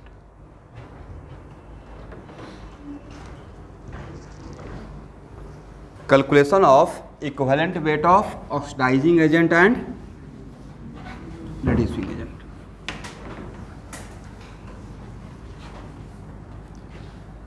यहां देखना है,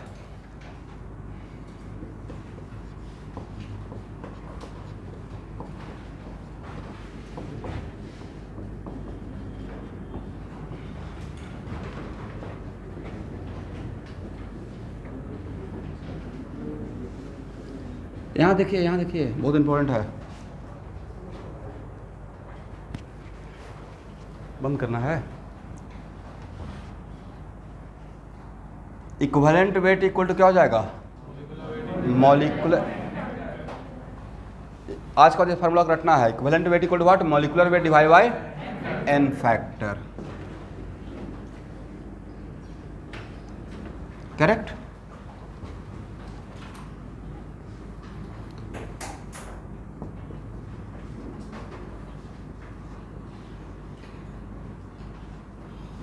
तो मान लीजिए कि अगर मुझे इक्विवेलेंट वेट ऑक्सीडाइजिंग एजेंट का निकालना है, किसका?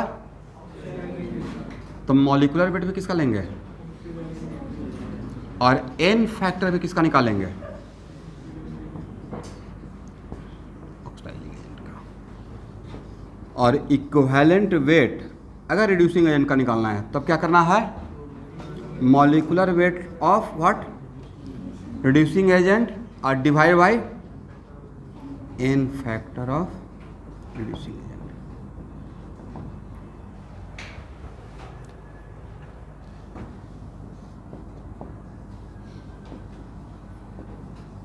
यहाँ देखिए, ध्यान से लिखना है इस फार्मूला का क्या यूज कर सकते हैं। पहला बात तो सर एन फैक्टर पता रहेगा और मॉलिक्यूलर वेट पता रहेगा तो इक्विवेलेंट वेट निकल जाएगा। इट राइट, सही है ना? ओके। अच्छा स्टूडेंट, अगर इक्विवेलेंट वेट और मॉलिक्यूलर वेट पता रहेगा तो क्या एन फैक्टर निकाल सकते हैं? इसका मतलब समटाइम्स इसका हम लोग एडवांटेज ऐसे भी लेंगे, N factor equal to what, molecular weight divide by equivalent weight. कहीं कहीं पे ऐसा हम लोग को रिक्वायरमेंट हो सकता है। देखिए एक ही बात है ना, इसको यहाँ ले आए, इसको यहाँ लेके चले गए, राइट? तो N factor equal to molecular weight divide bye,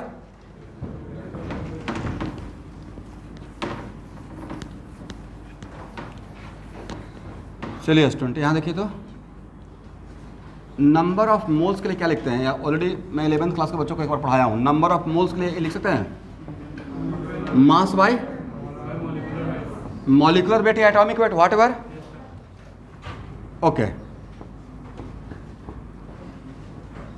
और it is very important to note that जैसे नंबर ऑफ मोल्स बोलते हैं वैसे ही नंबर ऑफ इक्विवेलेंट भी आज के बाद बोल सकते हैं, नहीं?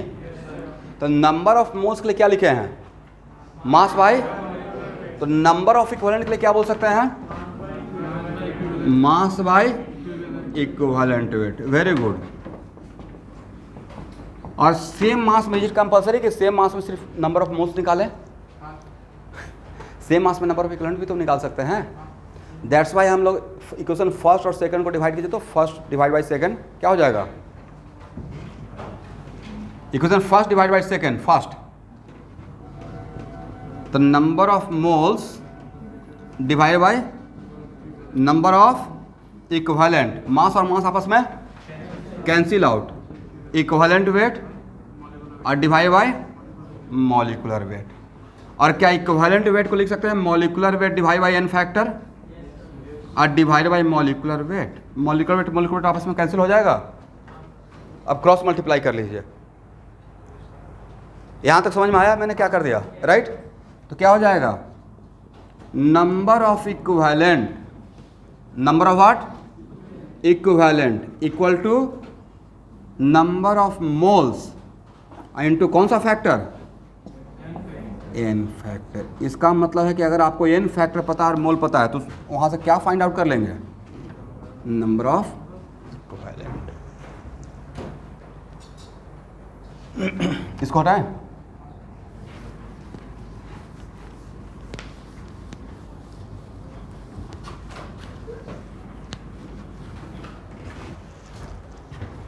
चलिए अब हेडिंग बनाइए, N factor of oxidising agent, N factor of oxidising agent.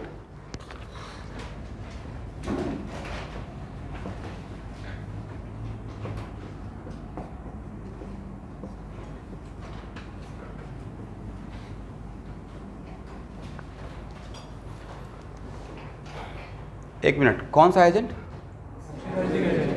तो उसका हो क्या रहा होगा, रिडक्शन में क्या लॉस या गेन, गेन, राइट? और एक minute, equivalent weight equal to क्या लिखते हैं, फिर से एक बार बोली तो equivalent weight equal to molecular weight divide by n factor. और मॉलिक्यूलर वेट का मतलब कितना मोल का mass, 1 mole, molar mass, right? Okay. Number of moles of electron, पहला डिफिनेशन इक्वल देकर, राइट? ये और जो अभी बोल रहा हूँ बिल्कुल ओरिजिनल डिफिनेशन है, बाद में जो दो बोलेंगे वो प्रॉब्लम सॉल्विंग पर्पस के लिए। Number of moles of electron gain by number of moles of electron gain by 1 mole of oxidising agent, number of moles of electron gain by 1 mole of oxidising agent. ये हुआ original definition. कितना mole of oxidising agent? 1 molecular है, क्योंकि sir molar mass का बात है, right, मतलब 1 मोल का मास, दैट्स वाई हम लोग 1 मोल का बात कर रहे हैं। The number of mole of electron gain by how many mole? 1 mole of oxidising agent, correct ना? इसका मतलब N factor defined for 1 mole, right, N factor defined for 1 mole. अब यहां देखिए, फिर से इक्वल का साइन दीजिए। नंबर ऑफ इलेक्ट्रॉन, अब यहां पे नंबर ऑफ मोल नहीं बोल रहा हूं, सिर्फ क्या बोल रहे हैं? Number of electron gain by 1 molecule of oxidising agent. Number of electron gain by 1 molecule of oxidising agent.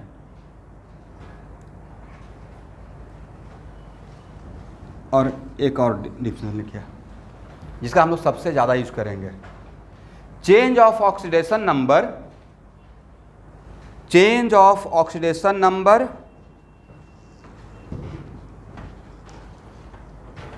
पर molecule of, change of oxidation number per molecule of oxidising agent, change of oxidation number per molecule of oxidising agent. फिर से तीनों definition को पढ़िए तो।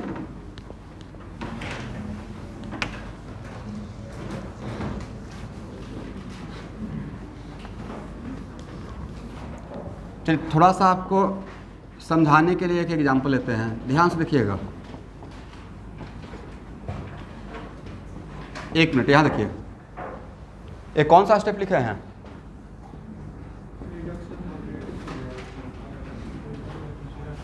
RH, right, इसका नाम क्या रहेगा? Oxidising agent. अच्छा, कॉपर का 1 आयन, कॉपर का 1 आयन कितना इलेक्ट्रॉन गेन कर रहा है? करेक्ट। तो कॉपर का Na आयन कितना इलेक्ट्रॉन गेन करेगा? क्या बोल सकते हैं ना, 2Na इलेक्ट्रॉन, राइट। तो कितना मोल ऑफ इलेक्ट्रॉन गेन किया? इसका 1 मोल। Na का मतलब 1 मोल ना, Na का मतलब कितना मोल? तो Na Cu2 प्लस का 1 मोल कितना इलेक्ट्रॉन गेन किया? 2Na। तो कितना मोल ऑफ इलेक्ट्रॉन? 2 मोल। फिर से बोलिए, 2। क्या बोल रहे हैं? मुझे मोल से मतलब नहीं था, मुझे उस वैल्यू से मतलब था कि कितना मोल, तो 2 मोल, राइट। तो एन फैक्टर कितना हो गया? 2। तो इसका 1, उसका 1 ऑफ द आयन कितना इलेक्ट्रॉन गेन किया? 2। इसका 1 मोल भी कितना गेन किया? 2 मोल। यहाँ पे अगर आयन बोलेंगे तो 2 इलेक्ट्रॉन बोलेंगे, यहाँ पे 1 मोल बोलेंगे तो 2 मोल इलेक्ट्रॉन बोलेंगे। तो एन फैक्टर दोनों केस में क्या मिलेगा? 2 मिलेगा। सर ओरिजिनल डिफिनेशन, ओरिजिनल जो डिफिनेशन था तो मैंने पहला लाइन में ही लिखवा दिया, बट प्रॉब्लम सॉल्विंग पर्पस के लिए इज इट कंपल्सरी किसका ऑलवेज 1 मोल का बात करते रहे? मुझे तो उस वैल्यू 2 से मतलब था, किससे मतलब था? तो आंसर पे कोई फर्क पड़ेगा? नहीं पड़ेगा। दैट्स वाई मैंने फास्ट होने के लिए लास्ट 2 डिफिनेशन लिखवाया। अदरवाइज कोई पूछेगा कि ओरिजिनल डिफिनेशन क्या है, तो original definition define for how many moles? 1 mole. But problem solving purpose के लिए सेकंड और थर्ड का हम लोग, और सबसे ज़्यादा यूज करूंगा थर्ड का, राइट।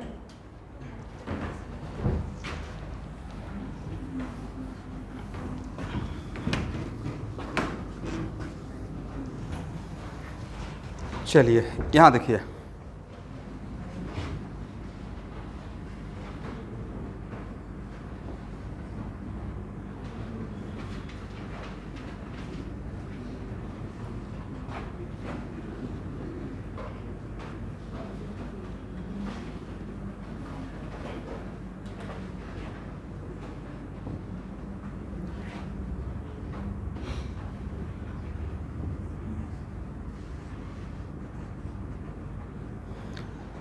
मैं खुद पहले ही बोल दिया कि क्या है?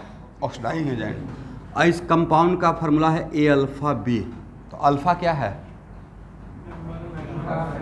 एटॉमिसिटी ऑफ A क्या है? Atomicity of A।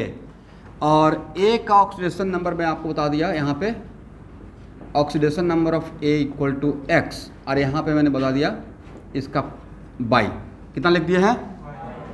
तो सर इस तरफ तो B है, उस तरफ B आपने दिया नहीं, इस तरफ B है बट उस तरफ B नहीं है, इसका क्या मतलब समझना है? B रिस्पॉन्सिबल नहीं है। ऐसा बहुत बार मिलेगा कि यहाँ पे कोई एलिमेंट है वहाँ पे नहीं है, तो आप पूरा बैलेंस तो कर नहीं रहे हैं। तो यहाँ के लिए, यहाँ से यहाँ तक के लिए सिर्फ आप क्या बात बोल सकते हैं कि सिर्फ यहाँ से यहाँ तक के लिए जो भी हो रहा है उसके लिए सिर्फ कौन रिस्पॉन्सिबल है? A रिस्पॉन्सिबल है। अब बताइए किसको देखकर किसको बैलेंस करेंगे? ए को इस तरफ देखकर इस तरफ बैलेंस करें या इस तरफ देखकर इस तरफ बैलेंस करें? इसका 1 मॉलिक्यूल लेना है। कितना मॉलिक्यूल? 1 मॉलिक्यूल। तो यहाँ पे क्या लिखेंगे? अल्फा इंटू ए। यहाँ तक आइए। अब कॉमन सेंस अप्लाई कीजिए। एक्स और वाई में कौन सा वैल्यू बड़ा है?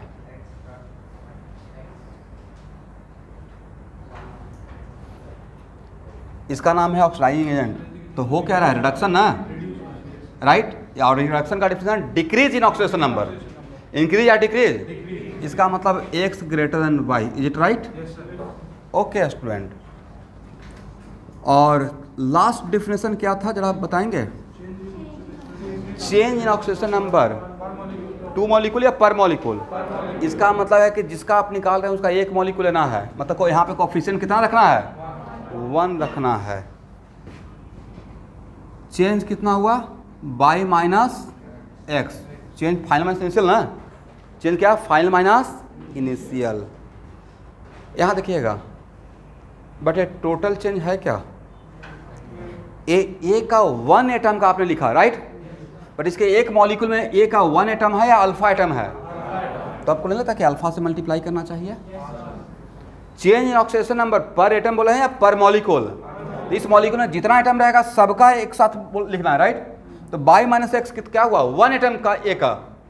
By minus x stand for what? Change of oxidation number of per atom of A. But how many atom of A present in 1 molecule of this compound?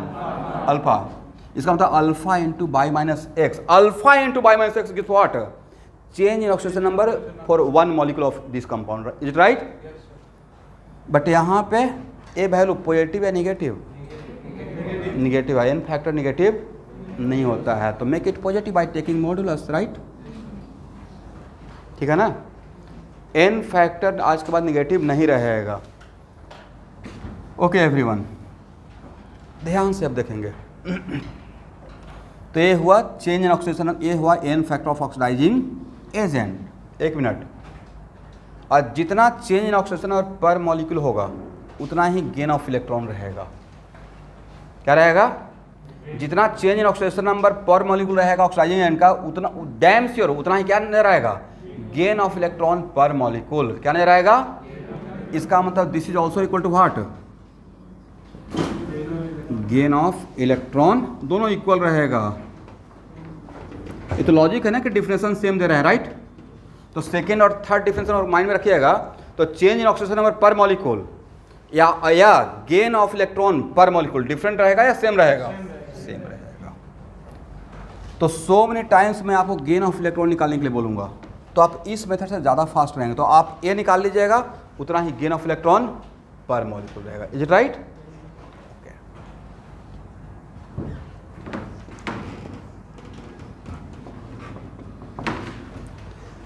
चलिए एक example लेते हैं। यहाँ देखिए,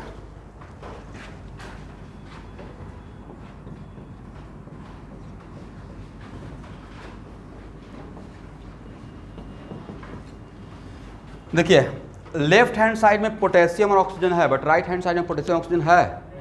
मतलब इसका क्या मतलब समझना है? मतलब पोटेशियम ऑक्सीजन रिस्पॉन्सिबल नहीं है। भाई इसका ये हो क्या रहा है? रिडक्शन हो रहा है या ऑक्सीडेशन हो रहा है? कैसे? उसके लिए तो निकालना पड़ेगा ना, right? Then what the N factor of KMnO4? बहुत इंपॉर्टेंट है। तो यहाँ पे अल्फा का वैल्यू कितना? अल्फा किसको बोल रहा हूँ?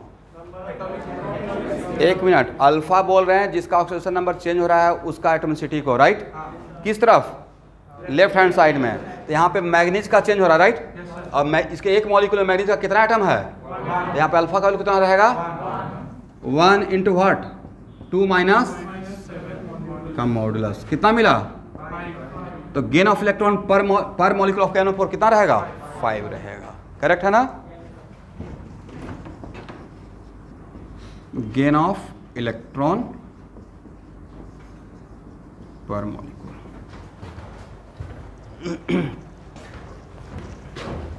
तो यहाँ पे 1 मिनट, यहाँ देखना है सबको। एग्जाम्पल दे दिया जाएगा और पूछा जाएगा इसका 1 मोल में इसके इस एग्जाम्पल में इसका 1 मोल में how many number of equivalent, इस एग्जाम्पल के लिए इसके KMnO4 का 1 मोल having how many number of equivalent, अभी तो फार्मूला लिखे हैं number of equivalent equal to एक फार्मूला था ना, number of mole into what, into n factor. इसका कितना मोल ले रहे हैं, इसका 1 मोल के लिए मैं बात कर रहा हूं, तो 1 इंटू व्हाट 5, तो कितना इक्विवेलेंट 5 इक्विवेलेंट, ऐसा क्वेश्चन आएगा। ठीक है, चलिए इस एग्जाम्पल में KMnO4 का इक्विवेलेंट वेट निकाल सकते हैं।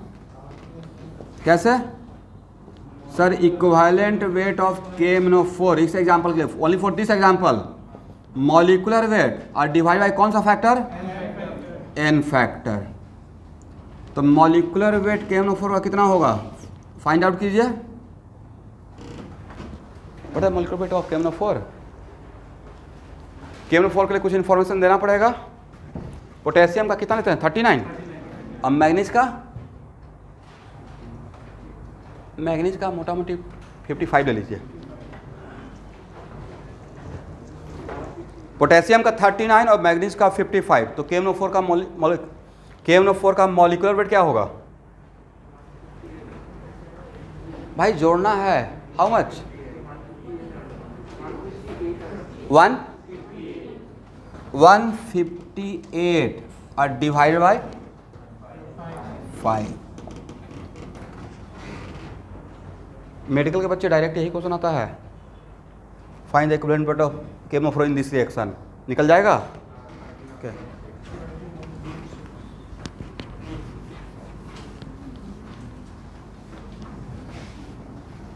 ऐसे क्वेश्चन आएगा, डायरेक्ट ऐसे नहीं आएगा, इसको थोड़ा सा और अगर ट्विस्ट करना रहेगा तो इसका हो सकता है कि 200 ग्राम ले लें, कितना ग्राम, तब पूछा जाएगा इसका 200 ग्राम में how number of equivalent of KMnO4।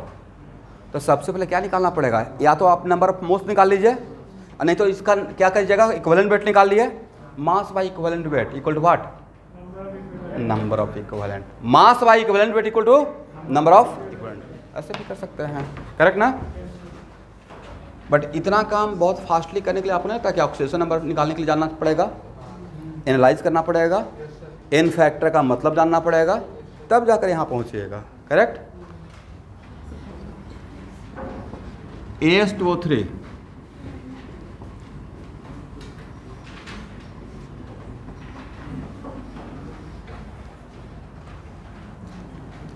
चलिए इसका n फैक्टर चाहिए।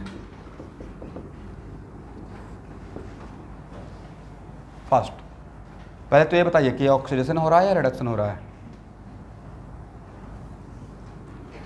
एक मिनट AS2O, एक minute,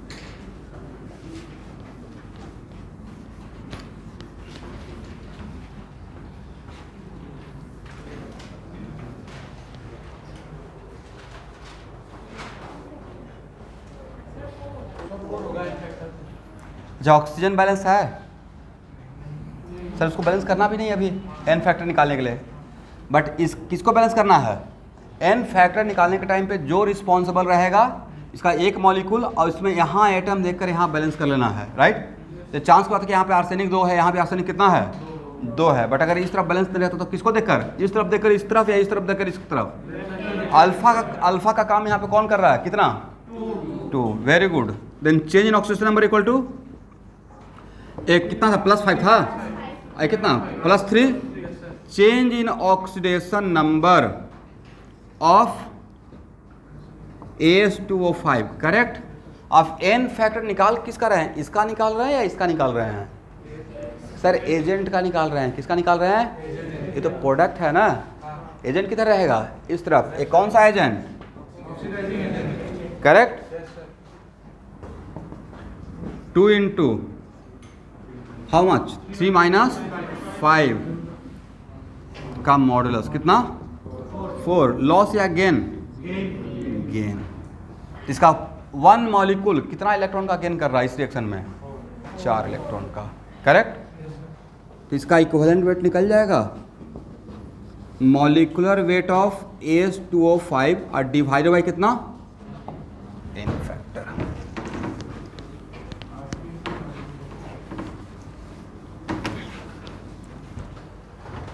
okay everyone,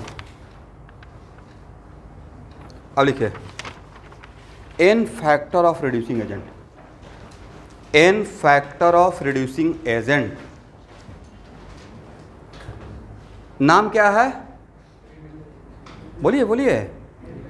reducing agent तो उसका हो क्या रहा होगा, और ऑक्सीडेशन में होता क्या है, गेन या लॉस। पहला definition, number of moles of electron, number of moles of electron loss bye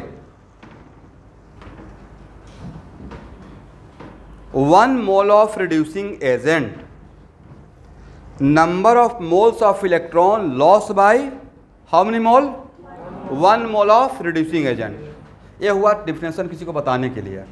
अब सेकेंड डिफिनेशन प्रॉब्लम सॉल्विंग के लिए, number of electron loss by, number of electron loss by 1 molecule of reducing agent, number of electron loss by 1 molecule of reducing agent. और third definition क्या रहेगा everyone, change of, third definition change of oxidation number, change of oxidation number per molecule of reducing agent.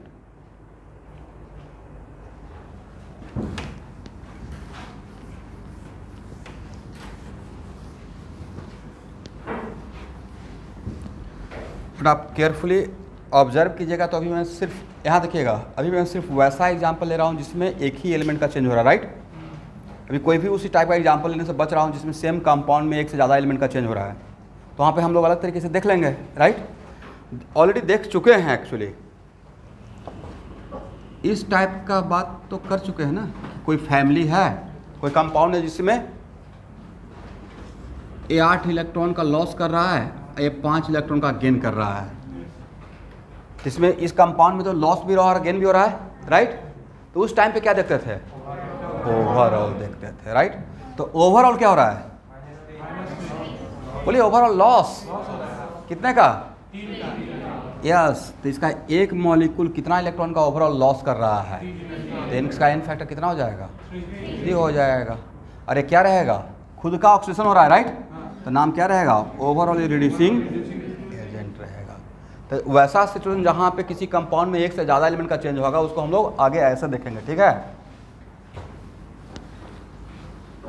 Okay तो मान लेते हैं कि मेरे पास एक कंपाउंड है,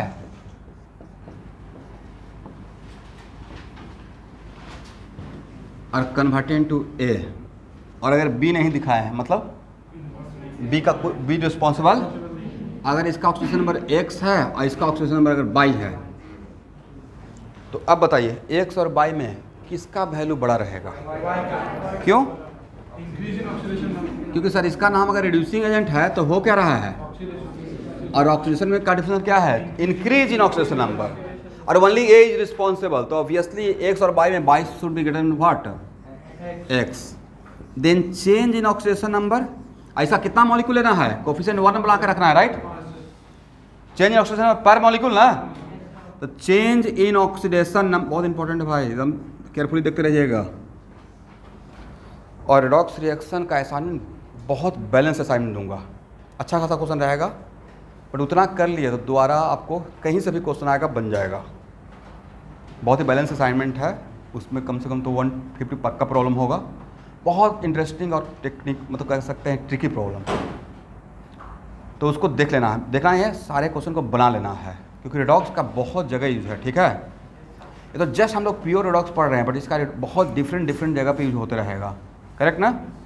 ओके, तो change in oxidation number equal to क्या लिखे हैं, बाई माइनस एक्स इन या alpha into by minus x, alpha into by minus X. इसलिए यहाँ पे अल्फा है तो पहले तो यहाँ पे अल्फा करना चाहिए था, राइट?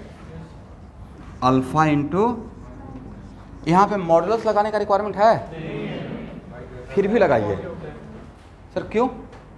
हर्ज क्या है, फार्मूला तो सिमेट्रिकल दिखेगा, इसलिए एन फैक्टर के लिए alpha into by minus x का मॉडुलस लगा दीजिए। अब ऑक्सीडाइजिंग एंड है या रिड्यूसिंग, आप तो बच के निकल जाएंगे।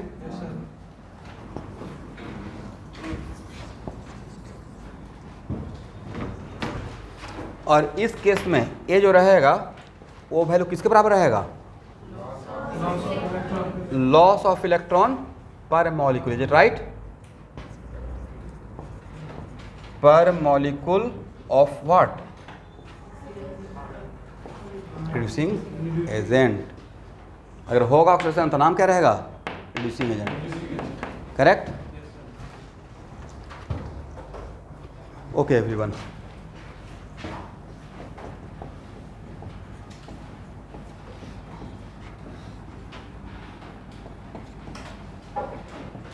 देखिए तो रिएक्शन में क्या हो रहा है, क्या हो रहा है इसको देखने के लिए तो सबसे पहले क्या करना पड़ेगा, सबका ऑक्सीडेशन नंबर निकालना पड़ेगा, राइट?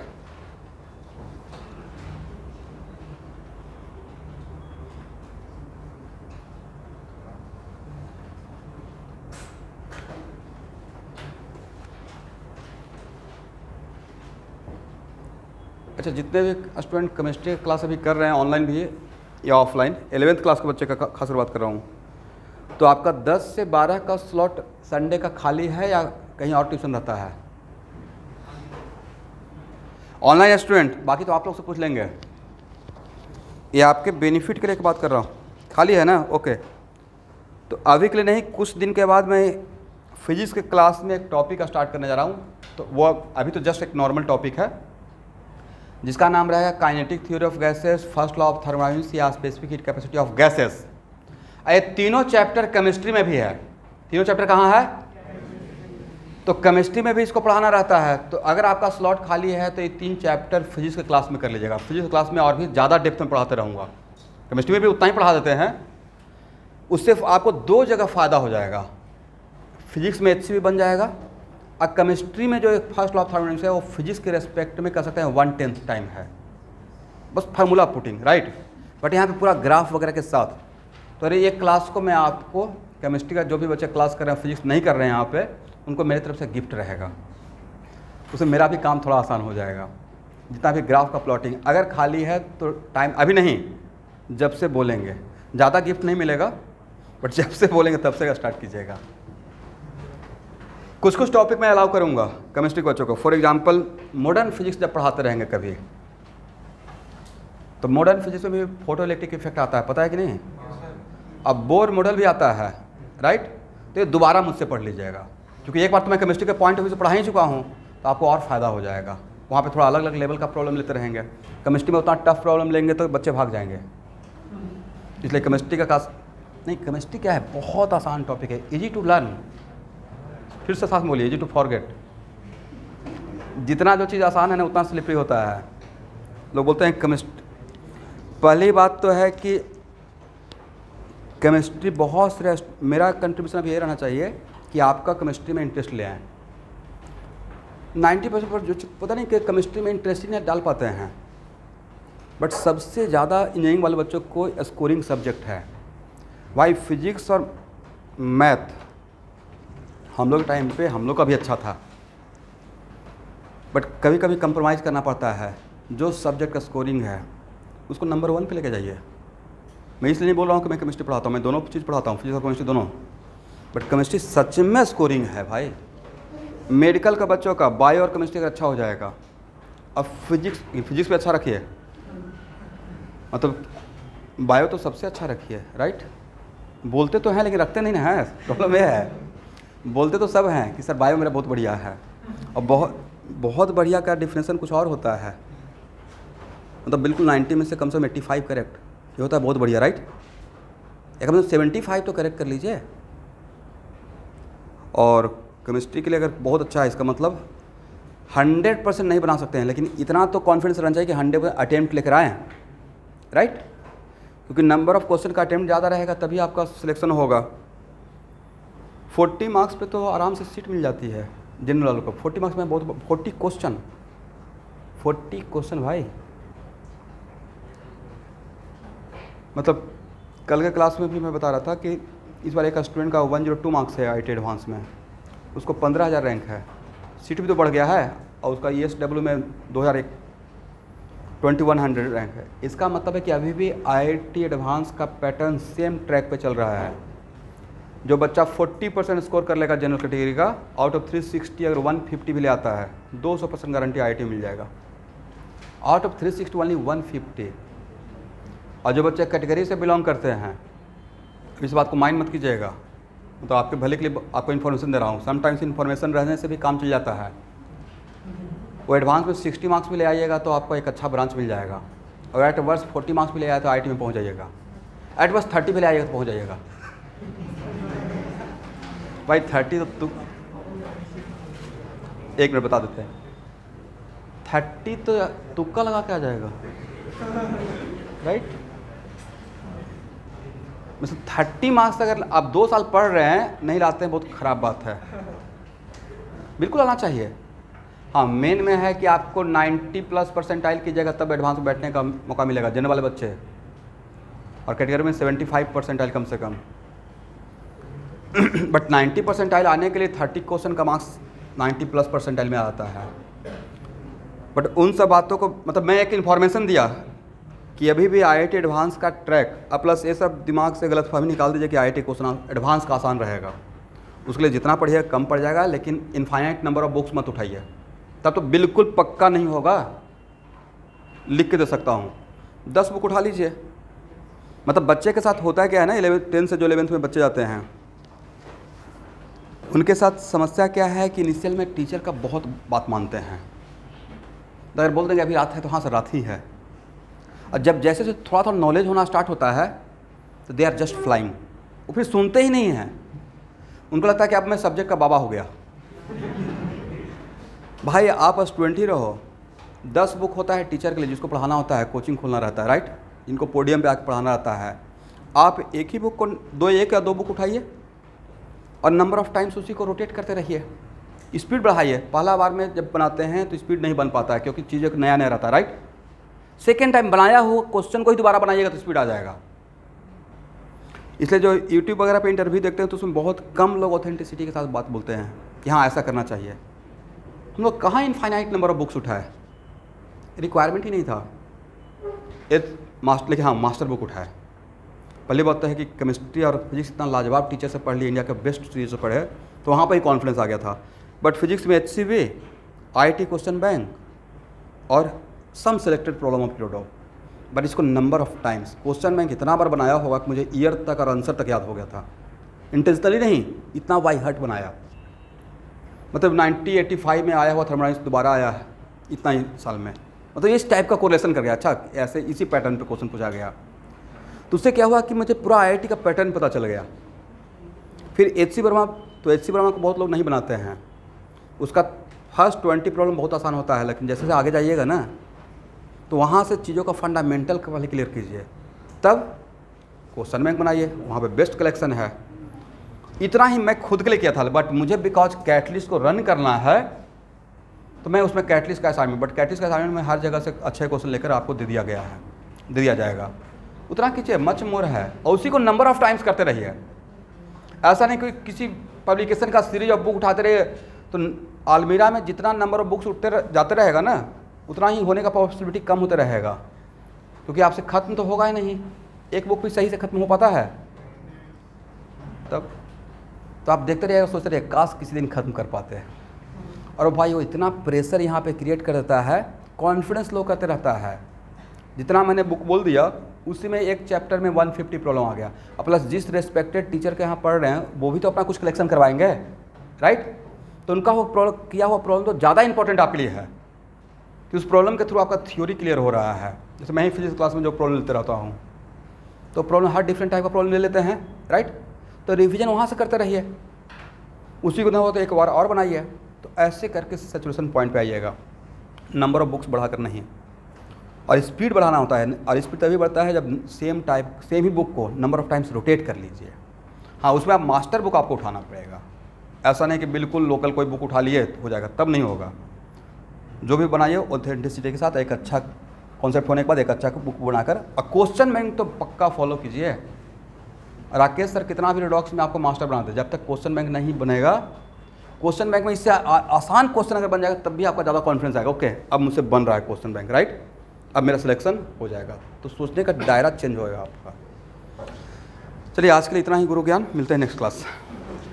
अच्छा, इसका तो बताया ही नहीं, कितना था, किसका चेंज हो रहा है, कार्बन का ना, कार्बन का चेंज हो रहा है। ओके, और यहाँ पे अल्फा का काम कितना कौन कर रहा है, तो यहाँ पे 2CO2 लिख देंगे, और +3 से +4 हो रहा था। Okay, then change in oxidation number, n factor of reducing agent, this reducing agent equal to what, 2 × 4 - 3 ना, तो 2 आ गया। क्या लॉस या गेन, लॉस। ओके, यहाँ से ही next class. Thank you everyone, thank you.